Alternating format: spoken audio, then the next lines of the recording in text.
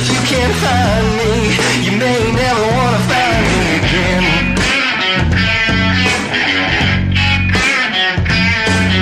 Cause people don't understand. People don't understand. People like me.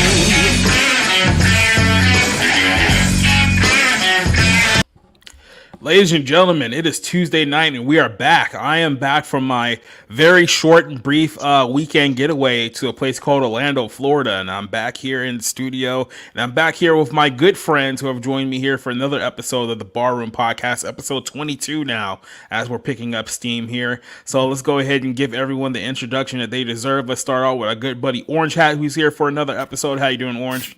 Good to see you. How you guys been? Doing pretty well. How things have been treating you pretty well, or as well as they possibly can be, all things considered. Yeah. And then of course we got our good buddy Miss C.S. Johnson, who is here with us here tonight. How you doing, anime girl? Yep. Well, I'm one of two today. Mm-hmm.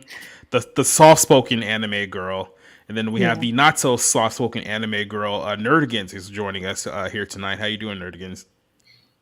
Could be better, but I'm here. I feel you, man. Always be grateful for your life because it always could be worse, right? Yep. And then joining us here for another episode of Classic Reviews Rage Stream is our good friend Cassie. How you doing tonight? I'm good. Just in the middle of eating dinner, so that's why no camera. But glad to be here as always, hanging out with the crew. With Rob unable to join us tonight, you are now once again the Iron Man champ as far as most appearances here on the podcast. You got Rob beat by one show so far. Cool. I can dig it. I hope that he comes back strong and maybe I get knocked out. We got to keep the competition going, right? Yep. And then, of course, joining us here once again is our good buddy, Mr. Pete. I don't want to just like say your name and butcher it, so they say it one last time for me. Last name. Yeah, Pishki. Pishki. Okay. Yeah, like fish in a key. Okay. Yeah. If I had said that, it wouldn't have come out that well. So I just. No, that's fine. How you doing today, Pete? Doing good. I'm everyone's favorite waifu. Oh yes, yeah, you're everyone's favorite living body piddle. So yeah. So I discovered recently that apparently cats have waifu pillows, and I was tempted to buy a Ziggy one because it's just so hilarious. Wait, kitties have waifu pillows now? Yes. When did this happen? Yes. I've seen it online. They're literally like they just have like funny kitty faces, but they're like the same shape as the waifu pillows. Oh god, the kitty body pillows. Yeah. See what you started, Nerdigans? Now you got her buying cat body pillows, all because you have to just put your cat on screen. This is all your fault. That's how it begins. It's not. Sorry that my cat is an attention whore. Mm-hmm. He is. To be very fair, we were talking about body pillows earlier too. So. Well, let's go ahead and shout out all of our guys who are in the chat with us tonight. Our good buddy Neo, who's joining us here for another episode. I see Alex versus Evil, who's also joining us here. Yeah, I mean, some of you guys just have to put up with some absolute foolishness here tonight, so bear with us for the most part. But hey to you guys out here in the chat. And obviously our good buddy Rick should be joining us later on. Obviously he gets off a little bit later, so he'll be joining us before our next segment here. But for those of you guys who didn't know, I did escape for a few days, so that's why there wasn't any content on the channel for a couple of days. I went to Orlando for the big Geeks and Gamers meetup. I met a whole bunch of cool people for the first time. I met a lot of people who we've had here in the chat. Masters of TDS and his wife. I finally got to meet them in person. They're a very, very quirky group of people, but they were a great group of people to be around. I met so many new people. Sporking, I met him. I actually did a podcast with him. If you guys watched on Saturday night, we did a live drunk stream, which devolved into us singing Bohemian Rhapsody from Queen for about the last 5 minutes of the stream, only to find out that we had went off the air 10 minutes before that. So that was a very fun experience. Like I said, Culture Casino, we stayed at his place for a little while. I got to meet him and his wife. Nick Weiser, absolutely great dude to be around. It was very, very fun. I got to meet a lot of guys guys outside of the Geeksy Gamers crew who I really enjoyed their company. Then of course I got to meet Jeremy again. I met Ryan again. I pretty much met everyone in the Geeksy Gamers crew this time around. I didn't get to talk to Neurotic though. I talked to him in Vegas, but I didn't get a chance to do it this time around because we were so busy we didn't get a chance to meet up. But everybody else who was part of that crew, Krista, Stephanie was great, Mike, Josiah. I finally got to meet Odin, all the whole crew. They were just great to be around. We got to meet a whole bunch of great people. There was people who I had met there from Vegas last time around, who I got to talk to. We just had a good time for the whole weekend. And to make it matters even better, I didn't buy into any of those tourist traps like Universal Studios and SeaWorld, where they just rob you of $200, and it's the exact same thing you saw in Los Angeles if you've gone to any of the LA theme parks. So yeah, definitely don't do that. Yeah, Spencer saying no alerts. I mean, hey, I've been off for a couple of days, so maybe the algorithm or the way that YouTube works is all screwed up. Oh yeah, by the way, I did actually get to meet and talk to Vic Mignogna. I actually have a picture of him somewhere, which I'll post later on the stream as well. So yeah, like I said, I got to meet so many great people when I was there. It was a very good experience, and hopefully the next time we do another one of these things, I'll get to meet some more people there too. We don't know when the next one's going to be. There's been talks about Chicago. There's been talks about Nashville. They're still trying to figure some things out. So hopefully when they get that one all together, we'll do the next one there. But very, very nice weekend, and pretty much everyone who I met over the weekend was great to work with. So now that here's one thing: encourage them to not go to any of these commie cities. That would be nice. Yeah. Well, I mean, I know a couple of guys like Nick and a few other guys are close to like the Chicago area, more of the Rosemont area. So there's been talks about doing something there. I know Culture wants to do something in Arizona because that'll make it easier for Spencer to come out for one of these things as well. There's been a lot of talk about doing something in Nashville because Nashville's a popular destination. So we'll work on finding something out. I mean, I don't think we'll be doing anything in like New York City proper or like, downtown LA or anything like that. But we'll find the right spots when we do eventually organize our next event. So like I said, it was a great experience for everyone, and hopefully one of you knuckleheads here in this podcast, I may be able to see one of you guys at one of these things in the near future as well. I hate traveling. Like, I literally hate it with every fiber of my being. Do you want to hear a funny story? So here's my day. Monday morning, I had a very early flight, so I got up at 4 o'clock in the morning with my bags already half packed, ready to go.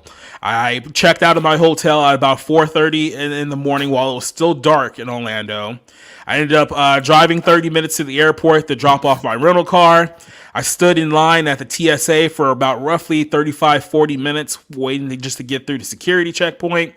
Then I got on my flight at about 8 in the morning, flew out from Orlando to Atlanta, which is about a 90-minute flight, very, very early in the morning. Then I drove up about an hour past the airport where I actually live, changed clothes, and then went to work. And I actually did 5.5 hours of real work. And then I came back here to update a lot of the things with the site and the channel before I ultimately went to bed roughly somewhere around midnight last night. So that was my day yesterday. So, Busy. Well, you need to get the TSA Fast Pass, because my mom went through the same thing with TSA. Well, prior to getting the Fast Pass, and as soon as she got the pre-check-in pass, she did not have to deal with TSA's bullshit anymore. It's once a month. I know here in Atlanta, like if you're like in a first class like seat or something like higher up in the airlines, you get like a special entrance, which is a lot faster because it's not as many people.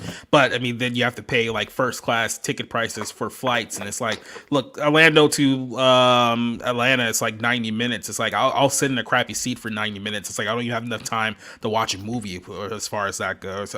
Matter of fact, glad you brought that up because I did actually finally get to watch Clerks 3.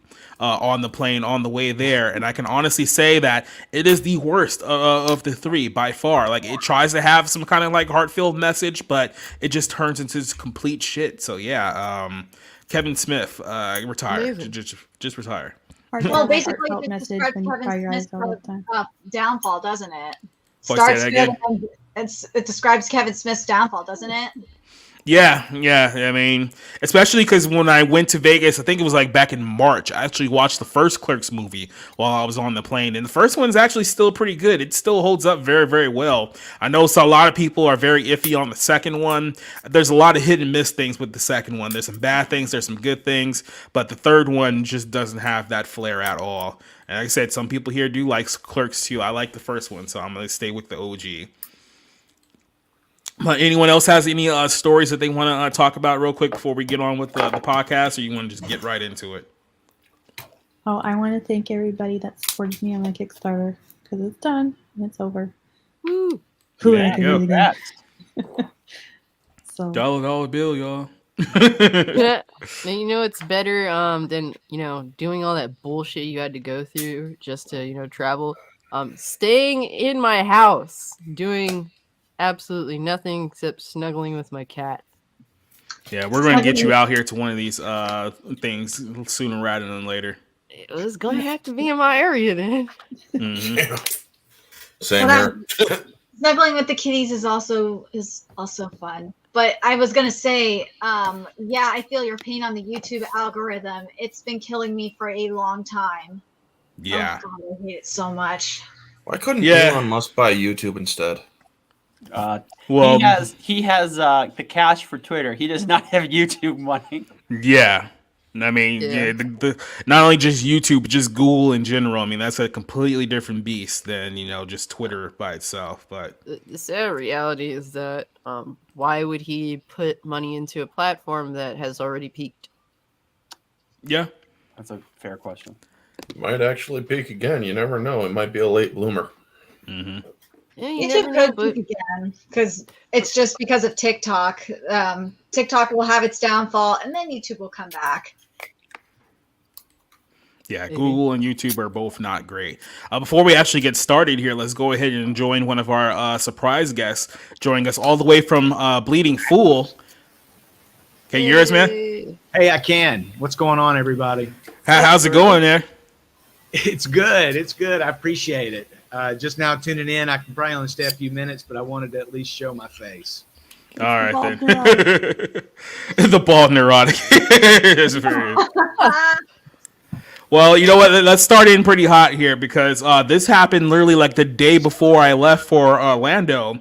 Is that as I was working on closing up a few things, writing a few articles on my way out, I got a loaded letter from our good buddies at Letterboxd. And it was a notification informing me that I have been banned for the platform based on a review that I wrote. So I was thinking to myself, well, what review could I have possibly written that would have gotten me kicked off of the site? What could have possibly triggered them to the point that they yeeted me off of their platform? And it turns out it was for my review of the film Bros.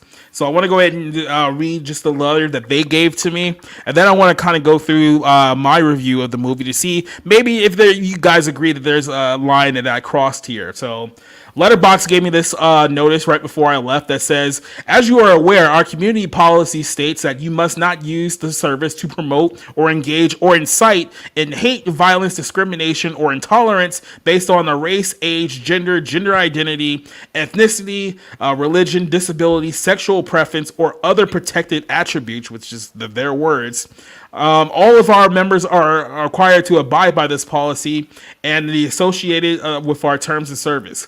Your review of Bros breached this policy when it was removed twice. Circumventing the removal of the review is also a violation of our policy.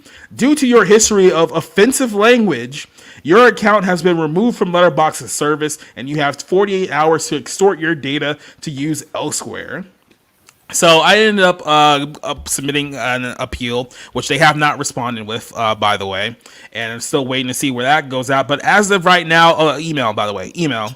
As of right now, I'm still banned on Letterboxd. So I figured, hey, let me pull up the review of the movie Bros to see maybe if you guys can tell me exactly where I went astray. Maybe you guys can agree that there was something on here that did deserve to be banned. So pay no Wait, has attention. this got spoilers?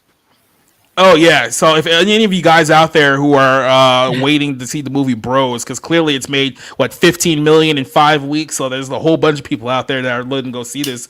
I know it's just called a movie for now because I don't want to bury the lead here. But so this is what I wrote. I'm gonna go through it as quickly as possible here to see maybe there's any red flags you guys can point out about what could have possibly gotten me banned based off of this review. This is verbatim what I wrote on Letterboxd that's apparently too hot for their site.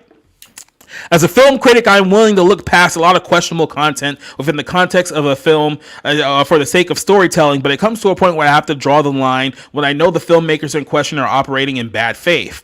So Billy Eichner has been making the waves, begging anyone with a pulse to watch his latest Universal Studios film Bros, which according to him and nobody else is the first gay rom-com by a major studio in 100 years.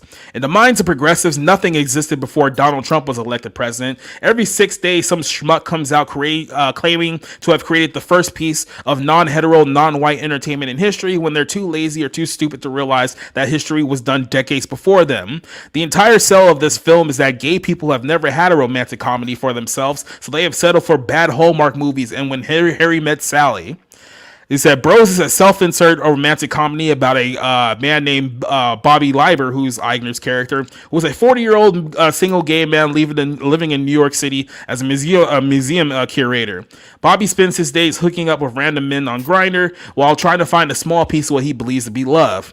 During a gay rave party, he meets a macho man named Aaron, and Aaron is the hunky polar opposite of everything Bobby likes in men, but he manages to fall in love with him and starts what is believed to be a relationship. The rest of the film is Bobby dealing with the stress of managing his love life and his job at creating an LGBTQ exhibit at his local museum. Now, so far, have I said anything that harbors me being banned off of this platform? Your introduction, I can see I'm not saying that I would have banned you for it. Mm-hmm. But I can understand where they're coming from with your introduction to the review. Oh yeah, I mean, you basically said it, or calling the dude a schmuck and whatnot. Yeah, it's hostile. It came off as hostile. Okay, because it gets worse. Donald Trump? I know. I've read it. Oh yeah, no, I actually wrote Donald Trump in there, so his name was in fact. Well, there you go. You can't have that on any platform. Yep. I'm curious. Yeah. I'm curious about your appeal. Did you just make the appeal and just say, "Is it because I'm black?" I mean, I'm not gonna lie and say that I didn't put that line in there in some variation, but you know, you're only human. All right. So I continue by saying Billy Eichner was adamant that he wanted to use this film to expose audiences, especially straight audiences, to the reality of those living in the LGBTQ community. The only problem is that real life exposed them before the film could be released. If you recall, the original Red Band trailer for the movie featured a gay orgy scene that was meant to be shocking and play for laughs. Shortly after that scene was released, a real life global pandemic of monkeypox caused the studio to shelf the promotion of the Red Band trailer as they didn't want to give audiences the idea that the sexual promiscuity of gay men spread monkeypox. Bros is a wide open window into what sex and relationships are seen as within the LGBTQ community. The film attempts to normalize polyamorous dating, thruples, gay orgies, gender reveal gay orgies, hookup culture on steroids as the norm for people within the LGBTQ community. All that stuff actually happens in the film. I didn't make any of that up. The one scene, Bobby, who's Billy Eichner, meets a guy on Grindr. He walks in, and within seconds, they're both laying down on the bed next to each other, masturbating before he walks home in shame. And that's considered one of Bobby's hookups in the film. This is a film that portrays normal sexual experiences for gay men in the big city. And you wonder why people don't want this exposed in front of their kids. The film also very much inspires to be the traditional romantic comedy tropes that they do not work within the setting of the LGBT community. The idea of romance is bringing two people together and ending the story with them starting a new life together. Not only do Aaron and Bobby have sex multiple times in the film, but they also have sex with multiple partners throughout the movie as well. Sex is supposed to be the peak of a relationship, but when it's done in the first 20 minutes of the film, you just start pissing in the wind for the next 2 hours. By the way, this is a 2-hour movie. Did I not tell you guys that this is a 2-hour film? Thank you for watching it on our behalf. Exactly.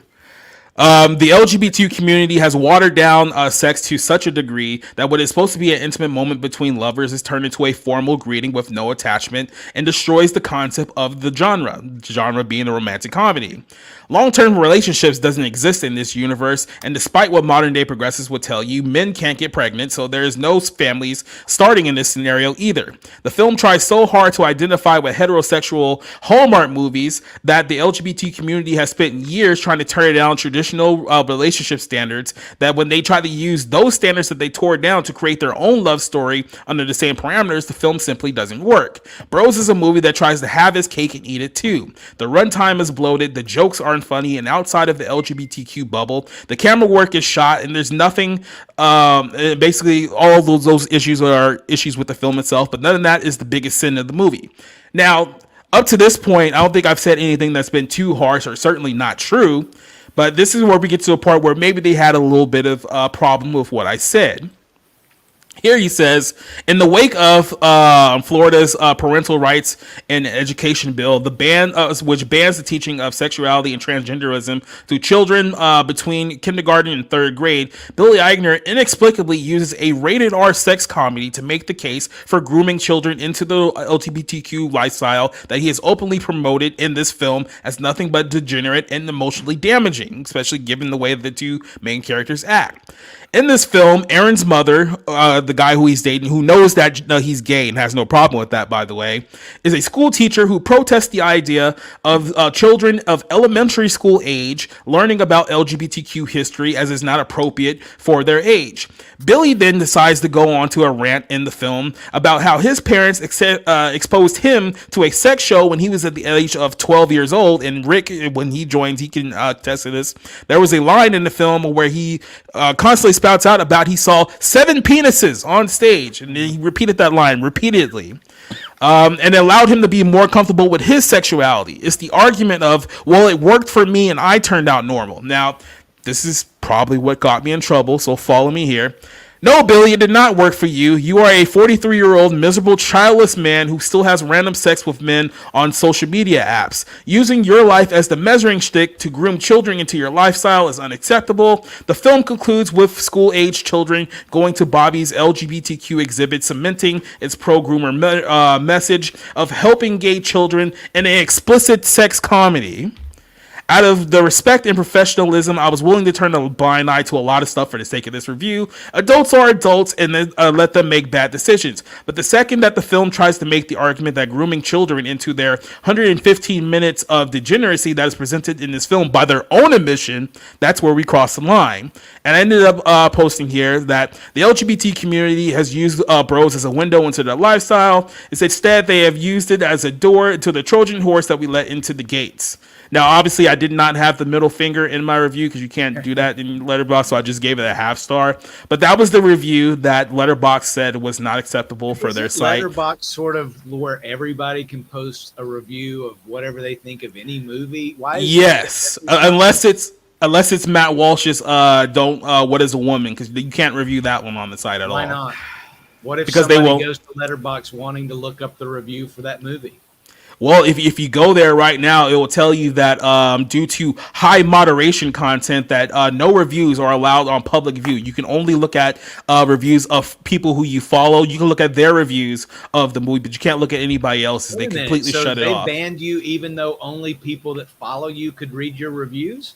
No. That's just specifically for Matt Walsh's movie. They banned me for this review on the film. What I mean Bros is, completely. like, if I went to Letterboxd right now without an account and I didn't follow any reviewers, could I see reviews? No. So I have to pick what reviewers I want to read reviews from, right? Yep. So if I get to pick whose voice and whose opinions about movies, how on earth does Letterboxd justify shutting you down? Because the only people following you are the people that appreciate your voice and your opinion on movies. Well, like I said, there's certain opinions of certain films that they do not appreciate on Letterboxd. Keep in mind, this is my third run-in with Letterboxd. This isn't the first time. Right. I had a run-in with them. Yeah, I had a run-in with them about 3 years ago for the movie Queen and Slim, which is like a pro Black Lives Matter movie. They originally banned me for that review and then reinstated me after the story went viral, and they couldn't like deny that they just like purposely banned me for no reason. And then a year afterwards, they banned me for a review I had on the film Unpregnant, which is a pro-abortion movie. And because I had a negative review on that one, they censored it 3 times. So this is my third run-in with Letterboxd about a movie that they're trying to project based on the agenda of the film itself. You're I incorrect. know why you got banned, dude. Yeah. Yeah. The reason why you got banned is because you said that men cannot have children. There you go. Ousted. Yeah, You I feel it. you hit every buzzword that they absolutely hate. That's why they banned you. Yeah, but in the context of the review, I didn't say anything that was untrue. No, No, you care didn't. about that. Well, you didn't I make up your support that opinion. review. It's your opinion of all of it. And I was stunned, frankly, when I saw that Red Band trailer. I knew, well, this isn't for me. I don't care if they want to make movies like that. Yeah, The grooming message that you mentioned, I had no idea, but it doesn't surprise me. yeah. And even Spencer had mentioned it at one point. Like, this is clearly not a movie for kids. So it's like you wouldn't take your kids to go see the movie like this just based on the content alone. But for a movie that's not for kids, there's sure a hell of a lot of children in this film, especially in the third act, which makes you kind of wonder, why would you even try to have this kind of message in a film like this? Well, I I mean- think it's to help influence the ignorant people who haven't made up their mind about drag queen story hour or grooming for kids. You know what I mean? It's like, Yeah. look, Billy Eichner turned out okay. At least that's what he tells us, you know. Because, like I said, this isn't a movie you're going to take your kids to. So why are you even having a discussion about elementary age children in the first place? Like, is he trying to influence the parents? That's the only possible way that you can justify having that message in the film to begin with, that you're trying to influence the parents. And if that was your intention, I think he failed miserably, because look, you saw the box office results. Nobody went to go see this movie. Like 15 million in like 5 weeks. That's all this movie has made, money has made. And then they moved the because the way that NBC Universal works, this is a Universal Pictures movie, is that after 45 days it's supposed to move to Peacock. Well, this one was bombing so bad they moved it in less than 30 days in order to try to recoup the money that they were losing on it, because after 5 weeks it hasn't even made back its production budget, which was only 22 million. What a shame. Now, this is what I think is funny, though, is that you have people attacking others for, like, people that are either joking or whatnot, that shit Makima and Denji and Chainsaw Man. And Denji is 16 years old, and Fujimoto made it clear that this is like a mother complex kind of thing because of Denji's upbringing. But here, it's completely different. It is straight up grooming. And you got people calling Makima a groomer. I've seen, like, people call the mangaka of Made This a groomer and a pedo. And it's just the weirdest thing that you have all this going on, but they're attacking you for calling this movie out. I don't understand. Yeah. Like, what is even the purpose of trying to protect a movie that literally nobody saw to begin? Like this isn't like we're trying to protect like the box office results of this film. You saw that a lot with the film like The Woman King, where they were really trying to stifle any kind of criticism towards that film, because they knew that they had like a $50 price tag on the movie from the production side alone. So it's like, we can't have any negative reviews on it that's going to discourage people from not watching this movie, because we have a lot of money attached to it. This film was already bombing weeks before this whole ban thing came up. So it feels like there was some moderator on the site who was specifically looking for any kind of negative reviews about this movie, and then sorted minds out, and then it's like, oh no, we can't allow this on our site, so we're just going to ban it. Because I think on Letterboxd right now, this film has an average rating of like 3.5 stars, between 3.5 stars and 4 stars, which is absolutely ridiculous. But of course, they can't have the narrative in there that this is just simply a bad movie, because, well, they have an ideology behind this that they have to try to protect. Could they censor parts of your review that they found egregious and just let you back on? Did you offer to let them blackout or something like that? No, so what happened, like when I got banned for Queen and Slim, they reinstated my account, but they simply just blocked the review altogether. They removed it, so they wouldn't allow me to put the review back on. Same thing happened with Unpregnant. I tried to repost the review, because here's the thing too, when they remove your review, they don't tell you like what specifically is the problem with your review. They don't say that, hey, you use this word and we don't like this word, or hey, they said that, you know, they'll just go to their terms of service saying, oh, you incited hate and discrimination against all of these groups right here that aren't white. And it's like, okay, but what specifically was wrong with the review that you didn't like? Because if that's the case, if you just want me to remove, hey, can you remove this line right here, we find offensive, that could be like, okay, whatever. But they don't even do that. They just remove your review altogether. It's like, okay, well, if you don't even tell me what's wrong with the review, and there's nothing on it, and the same review that I posted on multiple other sites, by the way, and none got any pushback from them, even more like national like sites, stuff like that. So if you don't tell me what's wrong with it, I'm just going to assume that, okay, one of your moderators is ego tripping and simply didn't want something on there they didn't like. Even the scummy moderators at Reddit will generally tell you why they banned you. Yeah. At least they will tell you what they didn't like about you as they throw you out, you know. So yeah, so That's too bad. Yeah, so I mean, like I said, I submitted their appeal, and I haven't heard anything back from them yet. So it's been a few days. The account is still banned, and I was almost at 1,000 reviews on the site before they went and pulled the plug. This is important to you. This is important to you. I can tell. This is a hill you want to die on. Yeah. I feel it. I mean, the one thing that I do like about Letterboxd is that it's very easy to organize the movies that I've already seen and have reviewed like year by year. So I do like the organization process of there. The reviews itself are like hit and miss. When I get like really popular like reviews, like when I get like a lot of people that like them, I'll start getting like a lot of flack from a lot of, let's say, the left wing people on there. Like before I got banned from Letterboxd, I did a review for the Adam Carolla, Dennis Prager film years ago. It was like No Safe Space or something like that. Yeah. I posted that like 4 years ago. People are still arguing in the comments about my review to this day. Like I even posted on like the review, like, dude, I posted this 4 years ago. Like, move on. Like I reviewed like 400 other movies since then. You guys are still bitching about this one review. Like, move on here, people. That's what we do. We argue. We're geeks. Yeah. Did you at least export the data? I couldn't export the data because they completely removed my site. So they have to send me the data in order to export it. Because I can't even like go back and like, if I go to a Letterboxd right now, it just says, oh, we can't find this account. And then it's just gone. So yeah. There's a podcast called Sci-Fi Christian. And one of the podcasters, I don't know if you guys have ever heard of it, but one of the guys on the show, they actually both love Letterboxd, and they talk about the features that you're talking about and how you can organize it and look back and rate the movies and kind of make your own lists of your favorites and things like that. They love it, but they're not reviewing bros. Yep. And by the way, so all of my reviews, like I said, all of my reviews are still backed up on my own site, societyreviews.com. I have like 6 years worth of reviews on that one, so I'm not worried too much about the data because I didn't really give them like a whole lot of like exclusive, especially after like the last time. I was like, oh yeah, definitely make sure that all of my stuff is backed up somewhere else. Now I have to depend on Letterboxd for all of my reviews. So fortunately, I don't have to worry about that because I've been doing my own site long before I started doing Letterboxd. But you know, it's just very, very irritating. Sucks. Yeah, it's sort of events here. I want to invite our good buddy here, Mr. Rick Aragon, real quick. Now, he hasn't really been hearing much for conversation, so I'm going to give you the too long didn't read version. You know that movie Bros that we watched? Letterboxd banned me for my review because I was too negative on it. Yes, I had heard. You've been a naughty boy. Yes, apparently.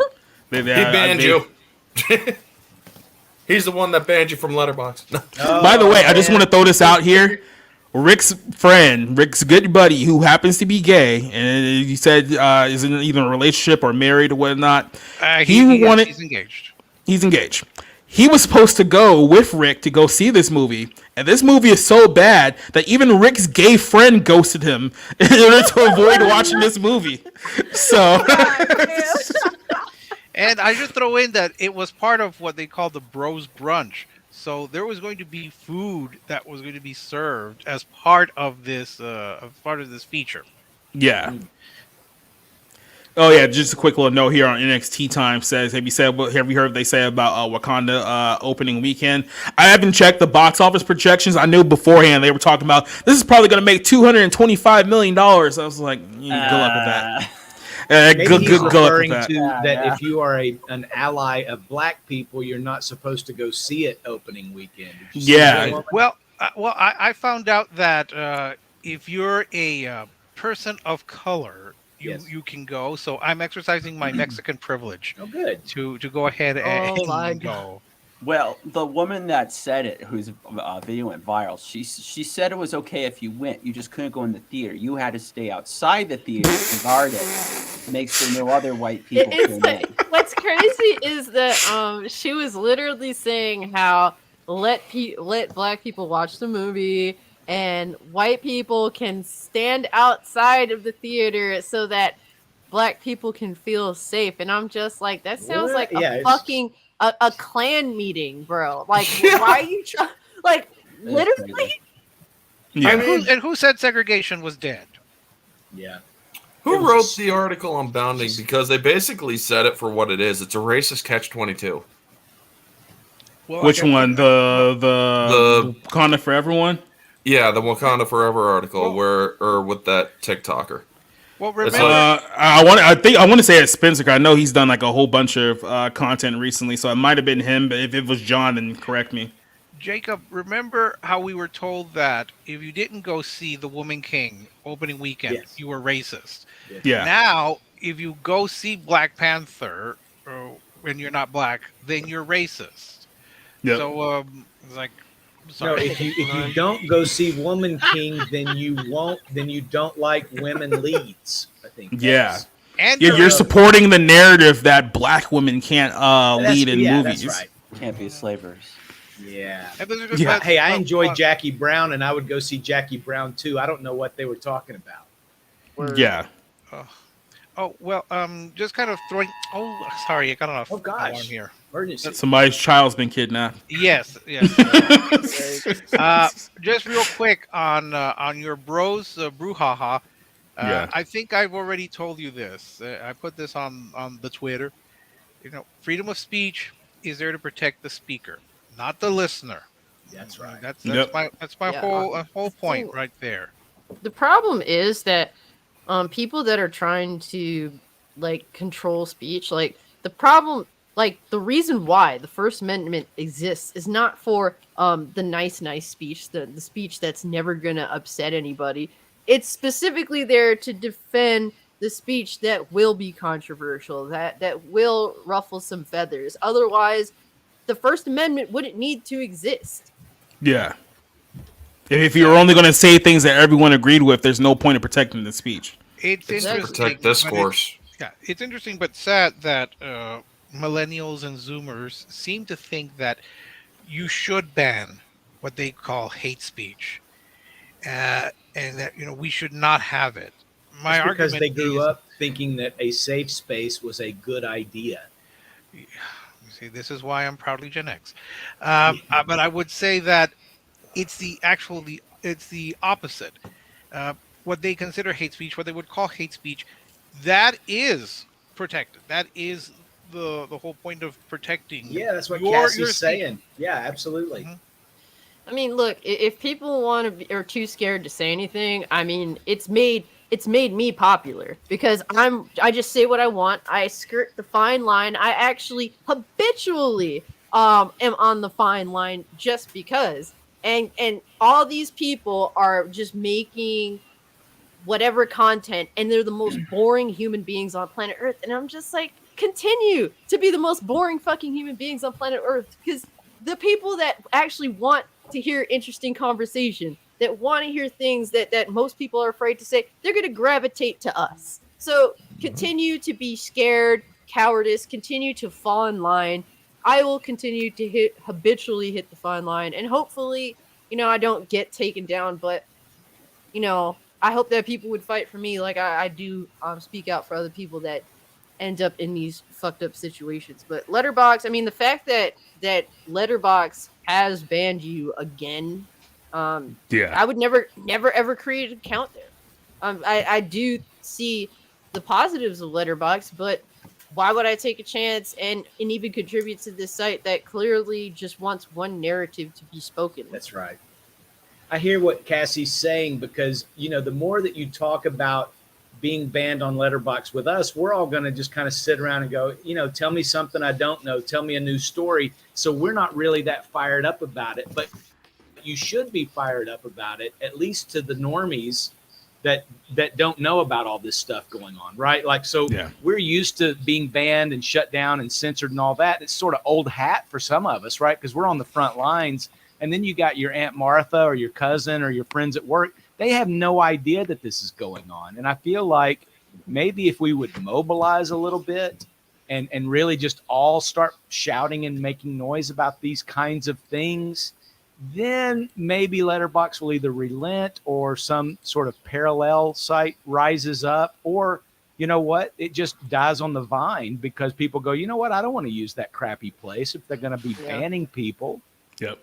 I sent a picture the other day on Facebook, right? Am I going to get rid of Facebook? I don't know. I need to. I sent a Spirit Halloween costume picture of the president's son, and it was Hunter Biden in his underwear with sunglasses and a scarf. And somebody sent it to me, and the next morning he said, hey, man, that picture got me logged out of Facebook, and I was told that I couldn't share it because it was intimate. He goes, they've erased it from our message thread. And I looked and I said, no, it's not. I'll send it right back to you. Within 5 minutes, I had been logged out of Facebook for sharing intimate photos without knowledge, and I got a strike on my account for sharing a goof meme about Hunter Biden in a photo that everybody's seen. There wasn't even any nudity or anything. It's the most ridiculous thing I've ever seen, and I'm sick of it. And I want to tell everybody about it. So, and now we find out, by the way, years later after the election, of course, that all of these social media giants work directly with the FBI and other intelligence agencies to suppress that information because they didn't want any negative stories surrounding Joe Biden going into the election, which, you know. Well, you know what they need? They need an amnesty. On my end. Okay. They need an amnesty. Yes, they do. Just what's like a shame is Letterboxd. Well, Letterboxd are just simps. You know, it's like it's one thing to know that the FBI and the government and Facebook and Twitter are all working together to kind of stifle us, but then you've got simps like Rotten Tomatoes maybe, and Letterboxd or whoever, that are just doing it because they believe in the cause, man. You know, so they're just down with it. I'm so stunned at some of my liberal friends that are suddenly pro-censorship and pro-government and pro-war. I'm just like, what the hell, man? Go watch Jimmy Dore or something. You need to wake up. Yeah. Biggest fucking losers, man. I mean, look, when it comes down to it, go for it. I was going to say, just real quick, the only reason why they support it, because they're under the mindset that it's never going to happen to them. That's right. Well, either that or they want those sweet, sweet ESG funds, but that's a whole nother live story. Yeah. When it comes to Letterboxd, no, go for it, Pete. My bad. Okay, thank you. Okay. Sorry. No, you're good, bro. You've ranted enough. Just pushing back a little bit. I think that most people are free speech, but I think for most people, especially younger people, they've not really experienced situations where they would have that value. You name even your most progressive or liberal friend or family member, and as soon as they're the ones getting censored, they start to have opinions like, oh, maybe there is something to free speech. Yeah. I think the issue isn't that people don't have a culture of free speech. I think it's a culture of being singled out. Yeah. People are very scared to be singled out, and these platforms operate very well, like Letterboxd, at taking people down. And people they weigh it like, is there a chance to get back on Letterboxd if I shut up and do what they want? Is that better than going out and speaking out? If I speak out, will anyone care? Will it be unpopular? And I think a lot of people we hope people are brave and they stand up for themselves and do the right thing. But honestly, people are very utilitarian and they'll do what they think is best for them. And sadly, free speech, it does not always slot so easily into that. So it's inconvenient. Yeah. So I think people at their heart, at least still, I think free speech can be there. I think maybe it's just a problem of our times. And that's why, like, as cheesy as it is, little things, even like Elon buying Twitter, there is a great potential there because it does open up a chance for more people to be exposed, more people to be brave, not to just hide and be like, oh, please let me write for Letterboxd, I'll be good this time. Yep. Which No. is obviously Being he's nice not here. doing. do that either. I just think Right. They're being sending nice here him if they're because a sending lot of him these letters in the young mail. people- Like, what are you doing? Guys, Anyway. it's going to be a short one for me, so I'll get out and shut up and quit sucking up the air in the room. I appreciate it. I you're enjoy good. this stream every time I can get on. Well, do you want to go ahead and promote something real quick? Nah, no, not really. Well, Private American, theprivateamerican.com. We're being banned and censored on Indiegogo. But that's a whole nother freaking story. Well, like I said, Chris, I'm glad you joined us. Like I said, you're doing a lot of great work. I got Bleeding Fool as well, so everyone go follow Bleeding him. Fool, get in here. Come comment. We won't ban you unless you're just a name-calling jerk. Yeah. That's it. Just Works don't for be a me. name-calling And jerk. then even then, we might still let you go. Yeah, we might still. I mean, it depends on how salty and funny it is. I like a good argument. I love you guys. Appreciate it. Take All right, thanks for coming, man. Thank you. My experience with the film stuff, and by the way, I give Society major props. He's so dedicated to it, especially keeps going time after time. He's a lot more steadfast than I am. That I think with film, it's not quite as bad as gaming, but it's like people that control it, they gatekeep it. They really do not want people that think differently, or people maybe they think the same, but they're willing to say things in a different way. They push back hard, like it doesn't matter how popular you are, how well you're doing. They're never going to give you an RT verification. They're never going to, admit that you're part of the club. And it doesn't matter how the good work. And I know I've read a lot of Society stuff, and he is a talented reviewer. I wish it wasn't this way, but that's how it seems to be going. Yeah. What happens is silence equals violence. Well, I mean, it's hilarious watching these fucking idiots on Twitter now crying because Elon Musk took it over. I'm leaving. We have to start our own platform. It's like, y'all sound like the right wingers now. Y'all sound you sound like the people you hate so much. And I find that funny. But look, I always end up going with the whole mocking and shaming route. So instead of calling them letterbox, call them shitbox, because that's what they are. They don't allow at least different opinions on the site. I tell you what, you have the perfect segue to our next topic. Let's talk about Elon Musk being the new king of Twitter. So the deal was finalized, I believe, like last week. So Elon Musk came in, brought his stuff in, and said, you know what, get the fuck out. A whole bunch of people got fired. A whole bunch of people got laid off. As Cassie would say, hoes are definitely mad. Right now, there's a lot of angry people on Twitter. I've been reading this like all weekend. There's been one blue check mark after another saying, well, I don't like where the direction of Twitter is going now on Elon Musk, so I'm not going to post here anymore. I think I even did like Monday at one point. It just got so nauseating. I was like, hey, look, assholes, if you're going to leave Twitter, just leave. Like, you don't have to announce that you're leaving Twitter. We all know you're going to be back here in a couple of months anyway, especially if Elon Musk makes the decision to bring back Donald Trump on the Twitter. All these people that said, oh, I'm never posting here again, they're going to be the first ones coming back saying, I can't believe that Elon Musk brought Trump back on Twitter. Don't you know January? Like, all of you guys know you're not going anywhere, so stop whining like as if you're actually leaving. But yeah, Elon Musk is now taking over.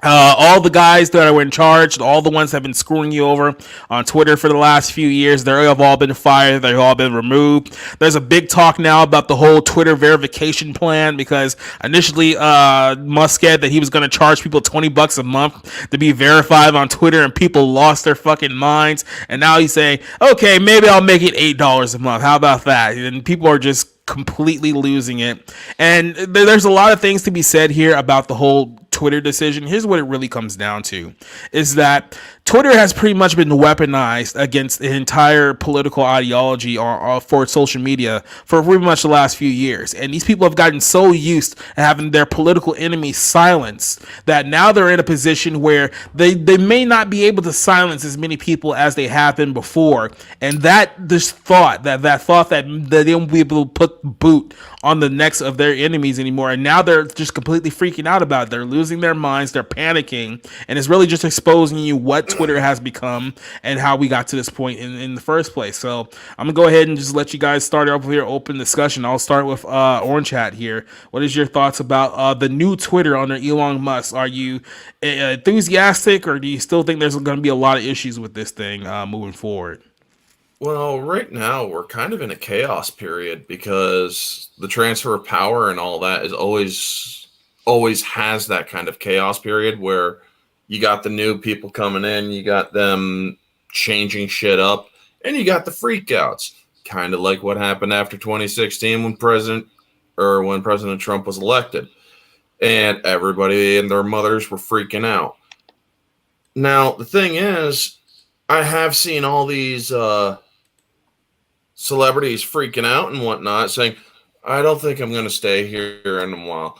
They inspired me to create another GIF that I have a Giphy account where you can create GIFs and shit. Yeah. And if anybody's seen G.I. Jane where he's doing where Viggo Mortensen's interrogating what's her name? And he's like, what, you got a problem with this, Max? Then get the fuck out of here!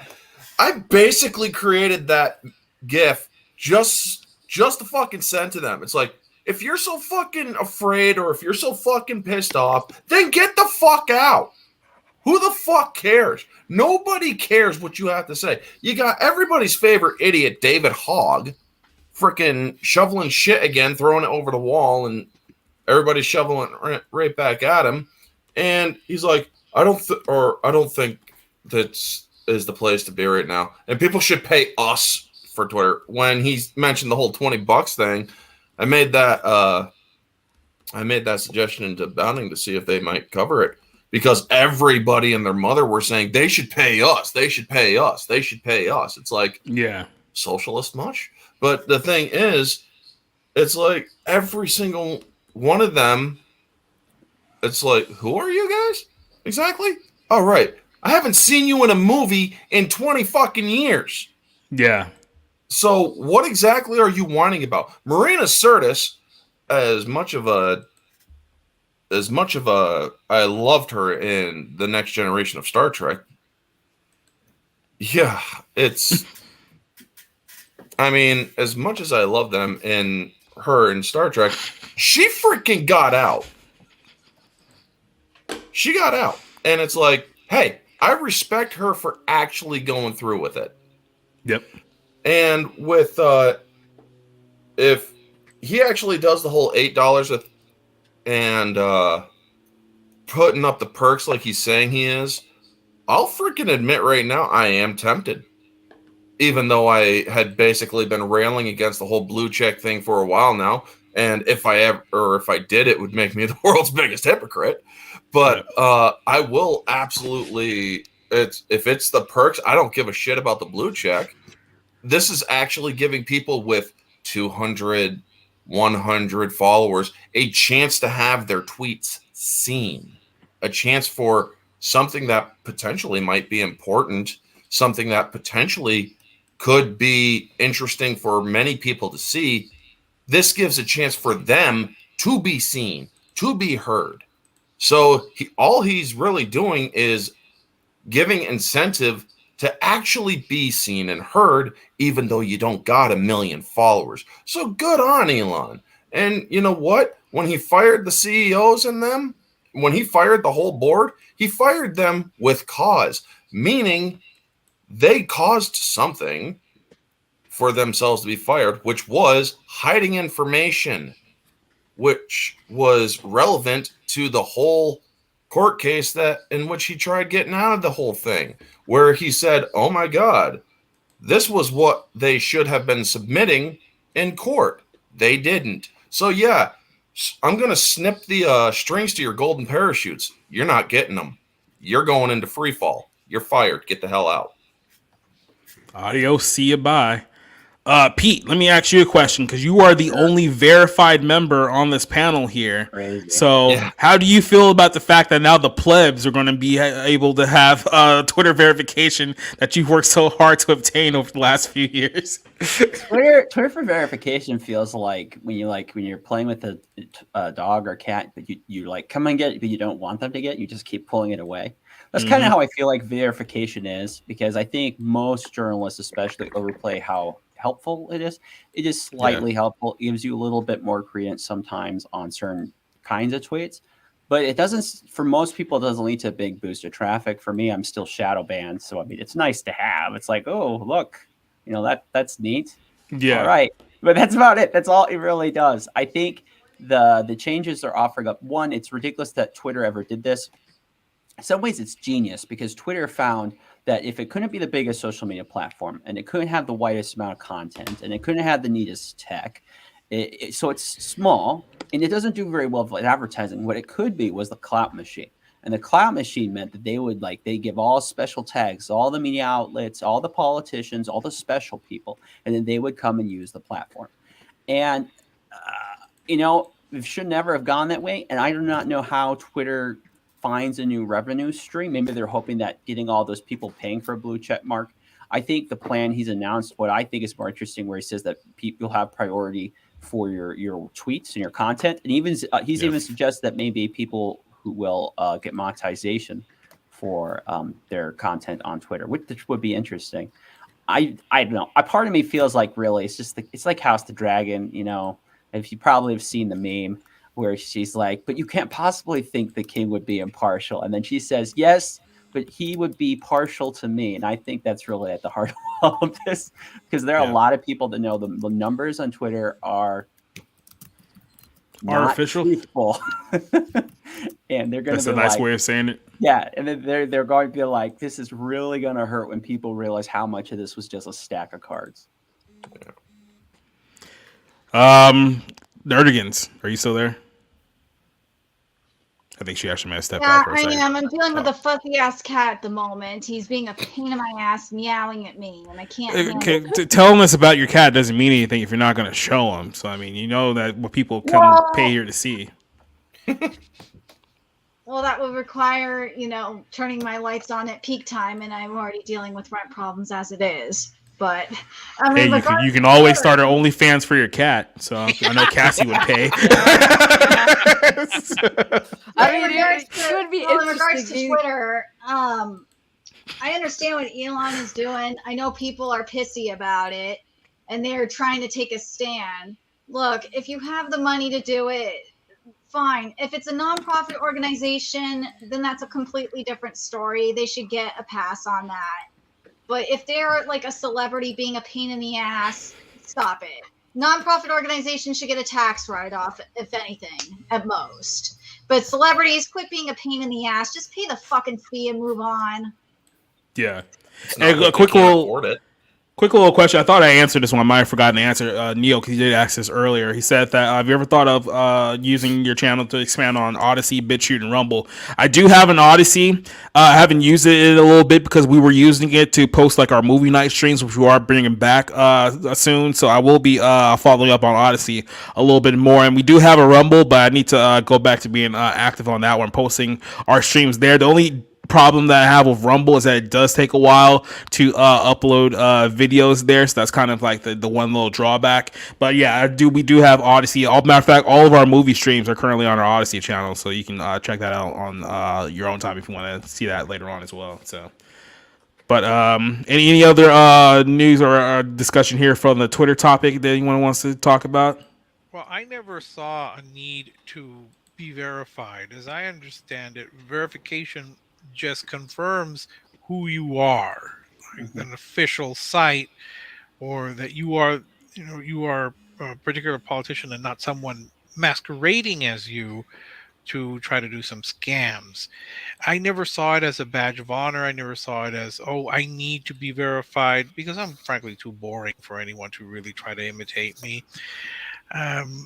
But this whole thing that people think that Twitter is going to become some sort of right-wing platform is kind of curious. I don't think Elon Musk is some sort of crazed right-wing individual. And really, we go back to the previous discussion. Again, it is uh, free speech. As much as I may not like what some people post or tweet, they have every right to post it. If Twitter is going to open itself up as some sort of de facto public platform for people to express their views. I mean, that's the whole point, well, as I understand, of Twitter, to express your views. I use it to mostly post my reviews and every so often give my rather cantankerous views on things. Not as cantankerous as Rob, but I just would say, it'll be fine. And as for people paying $8, $20, I wouldn't pay because I have no interest in it. But it is amusing that people like Mr. Hogg and Stephen King, I'm sure they can afford the $20 per month. So it's not a financial. I hope it's not a financial issue. I hope Stephen King is not like starving, up in Maine. So he can afford it. What is he complaining about? And no, nobody's paying for them. When I read Mr. Hogg's comment that no, they ought to be paying me, and the reason most people are on Twitter are here to follow us. I'm going, no, I'm not here to follow you. I'm not here to follow anyone really. I follow people that I think are interesting or have a viewpoint that I agree with or don't agree with. But I'm not here specifically to know what you had for lunch. And I'm perplexed as to why your ego is that large that you think that I'm here to know what you do or what you think. I'm glad you express your views, but it's nothing that is desperate for me to know. So people who are complaining, it'll be fine. You will survive.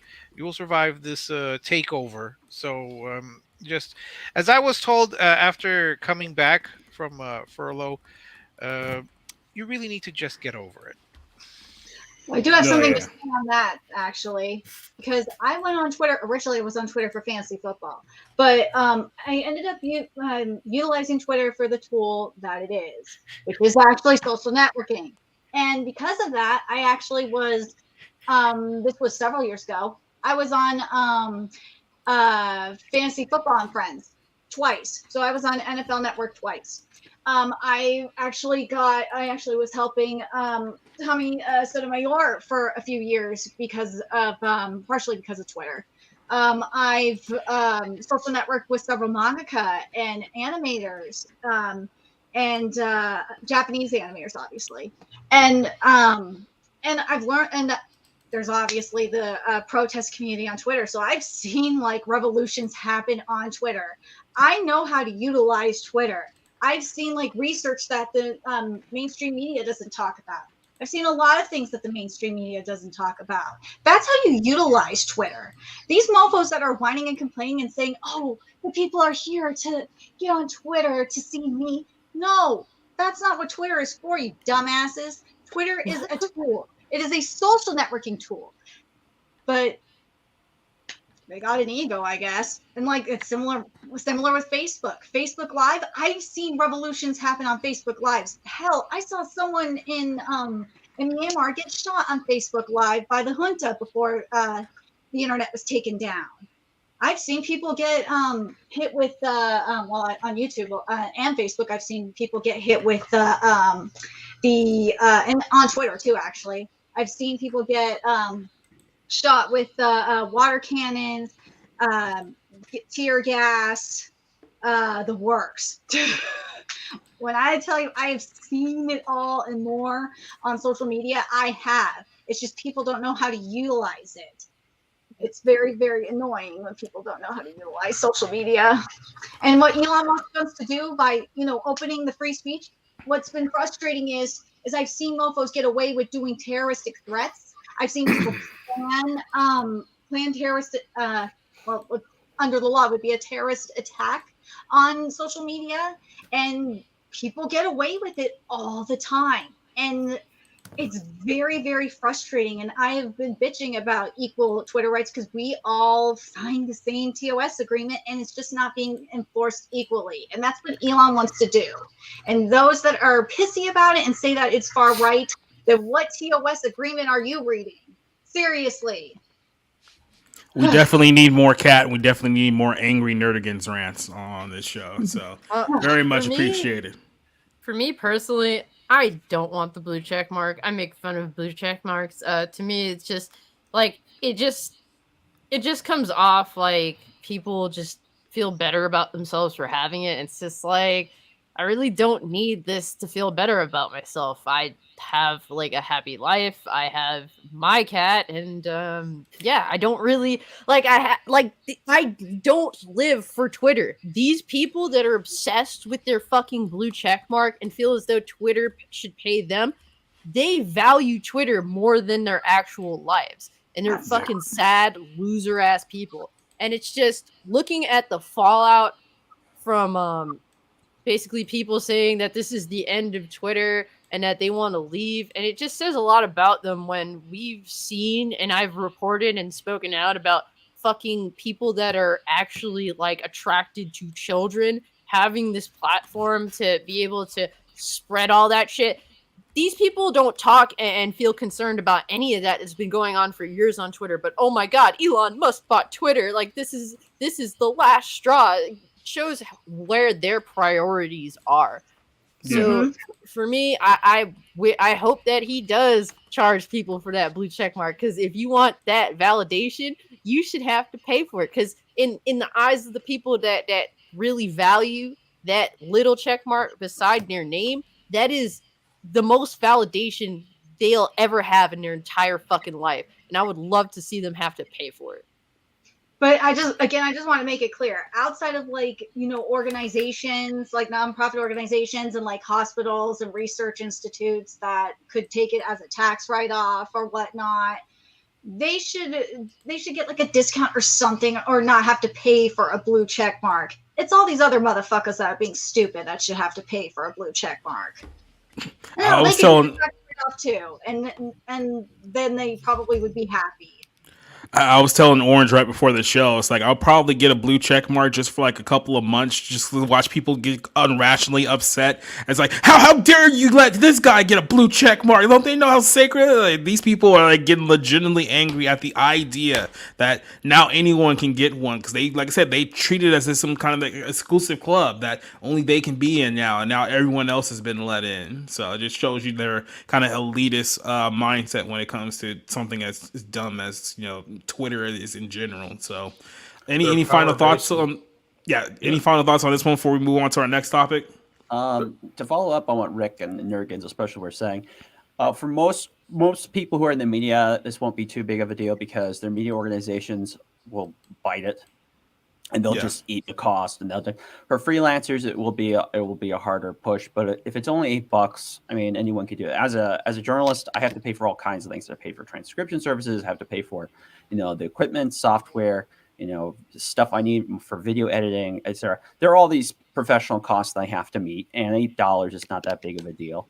And I don't, all these people who claim they're leaving, they are not, because, and Elon, in some ways, he is a very talented businessman. I mean, Tesla, obviously, SpaceX, obviously, OpenAI, stuff with OpenAI is really impressive. But honestly, most of his career, he's got crazy lucky, and this is one of those situations. When he is taking over Twitter, the media and even these ad companies that are swearing they leave, they basically have nowhere else to go. Facebook is falling apart. TikTok is not a secure answer. Media companies are very scared because the government is looking at TikTok and is threatening to take it away. Plus, they're just not a very secure platform. Period. That's pretty well known. So it's like, where are you gonna go? Yep. It's like, what, you're gonna go to the metaverse? What are you gonna do? You're gonna go to Instagram? Yes. Everyone on Instagram, they just eat up the content from news. We cannot get enough. So they're stuck. And all this whining and throwing hissy fits, it won't matter. They're all gonna stay. And look, there are a few good points, I think, about the relationship with Twitter or who is making money. We just lost Nibbles, who was like a really big thing. He was like the guy that was always first with press release news. And then he tried to take his following from Twitter, where he was very, very successful. He would have regularly on like Nintendo Direct Day, he would regularly get 6,000 or 7,000 likes. He tried to take that over to Patreon. And what he found was no one wanted to pay for the content. No one followed him over there because the numbers with Twitter and how it spreads attention is really sketchy. And so for the moment, he's given up. I would not be totally surprised if he returned. So look, journalists and the media, they're stuck. And they can whine and complain as much as they want to, but they are all going to, the 99% of them that are complaining now are going to be here again next year. And everyone is going to whine that, the blue check days when we could complain to the airlines and we get free tickets, those days are over. I've never had that, but those were the common stories you hear. And we'll just get over it. And if Elon's smart, Twitter grows. It's even more platform. More people using Twitter means more follows and likes and more attention for all of us. We all win. Or if he screws it up, well, it was fun while it lasted. Yeah. Before we move on here, I just want to throw back this comment.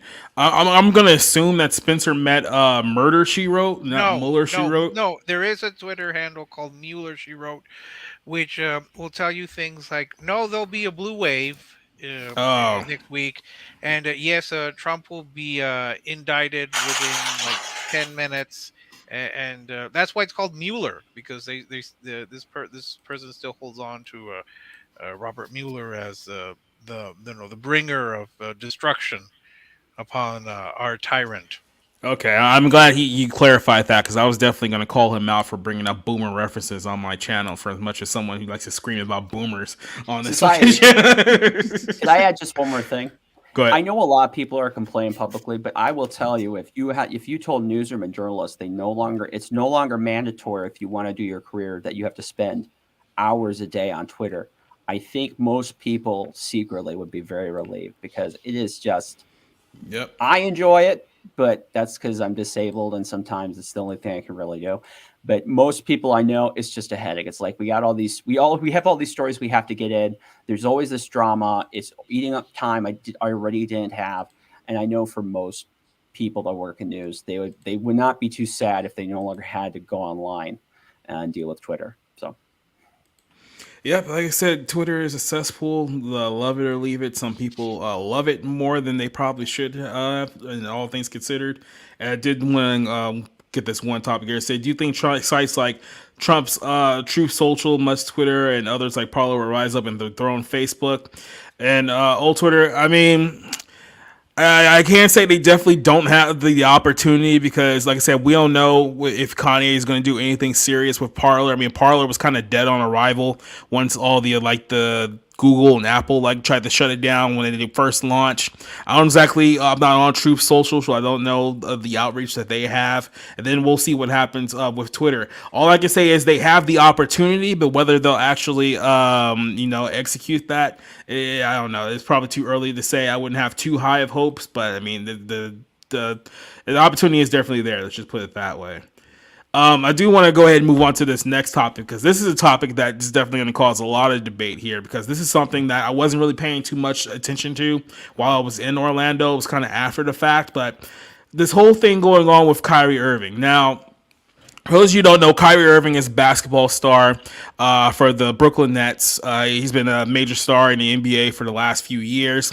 Now, in the last couple of years, he's gotten into a lot of heat with the media, because he was the player who pretty much sat out all of last season, because in the state of New York and the city of New York, they wanted to force the vaccine on all the players. And they said that you wouldn't be allowed into the building unless you're vaccinated. And he said, well, I'm not getting vaccinated, so I'm going to sit out the majority of the year. And the media went after this guy for an entire year because he refused to get the vaccine, and that he refused to encourage other people to get the vaccine. He didn't do it, so they just hammered him all for the entire year based on that.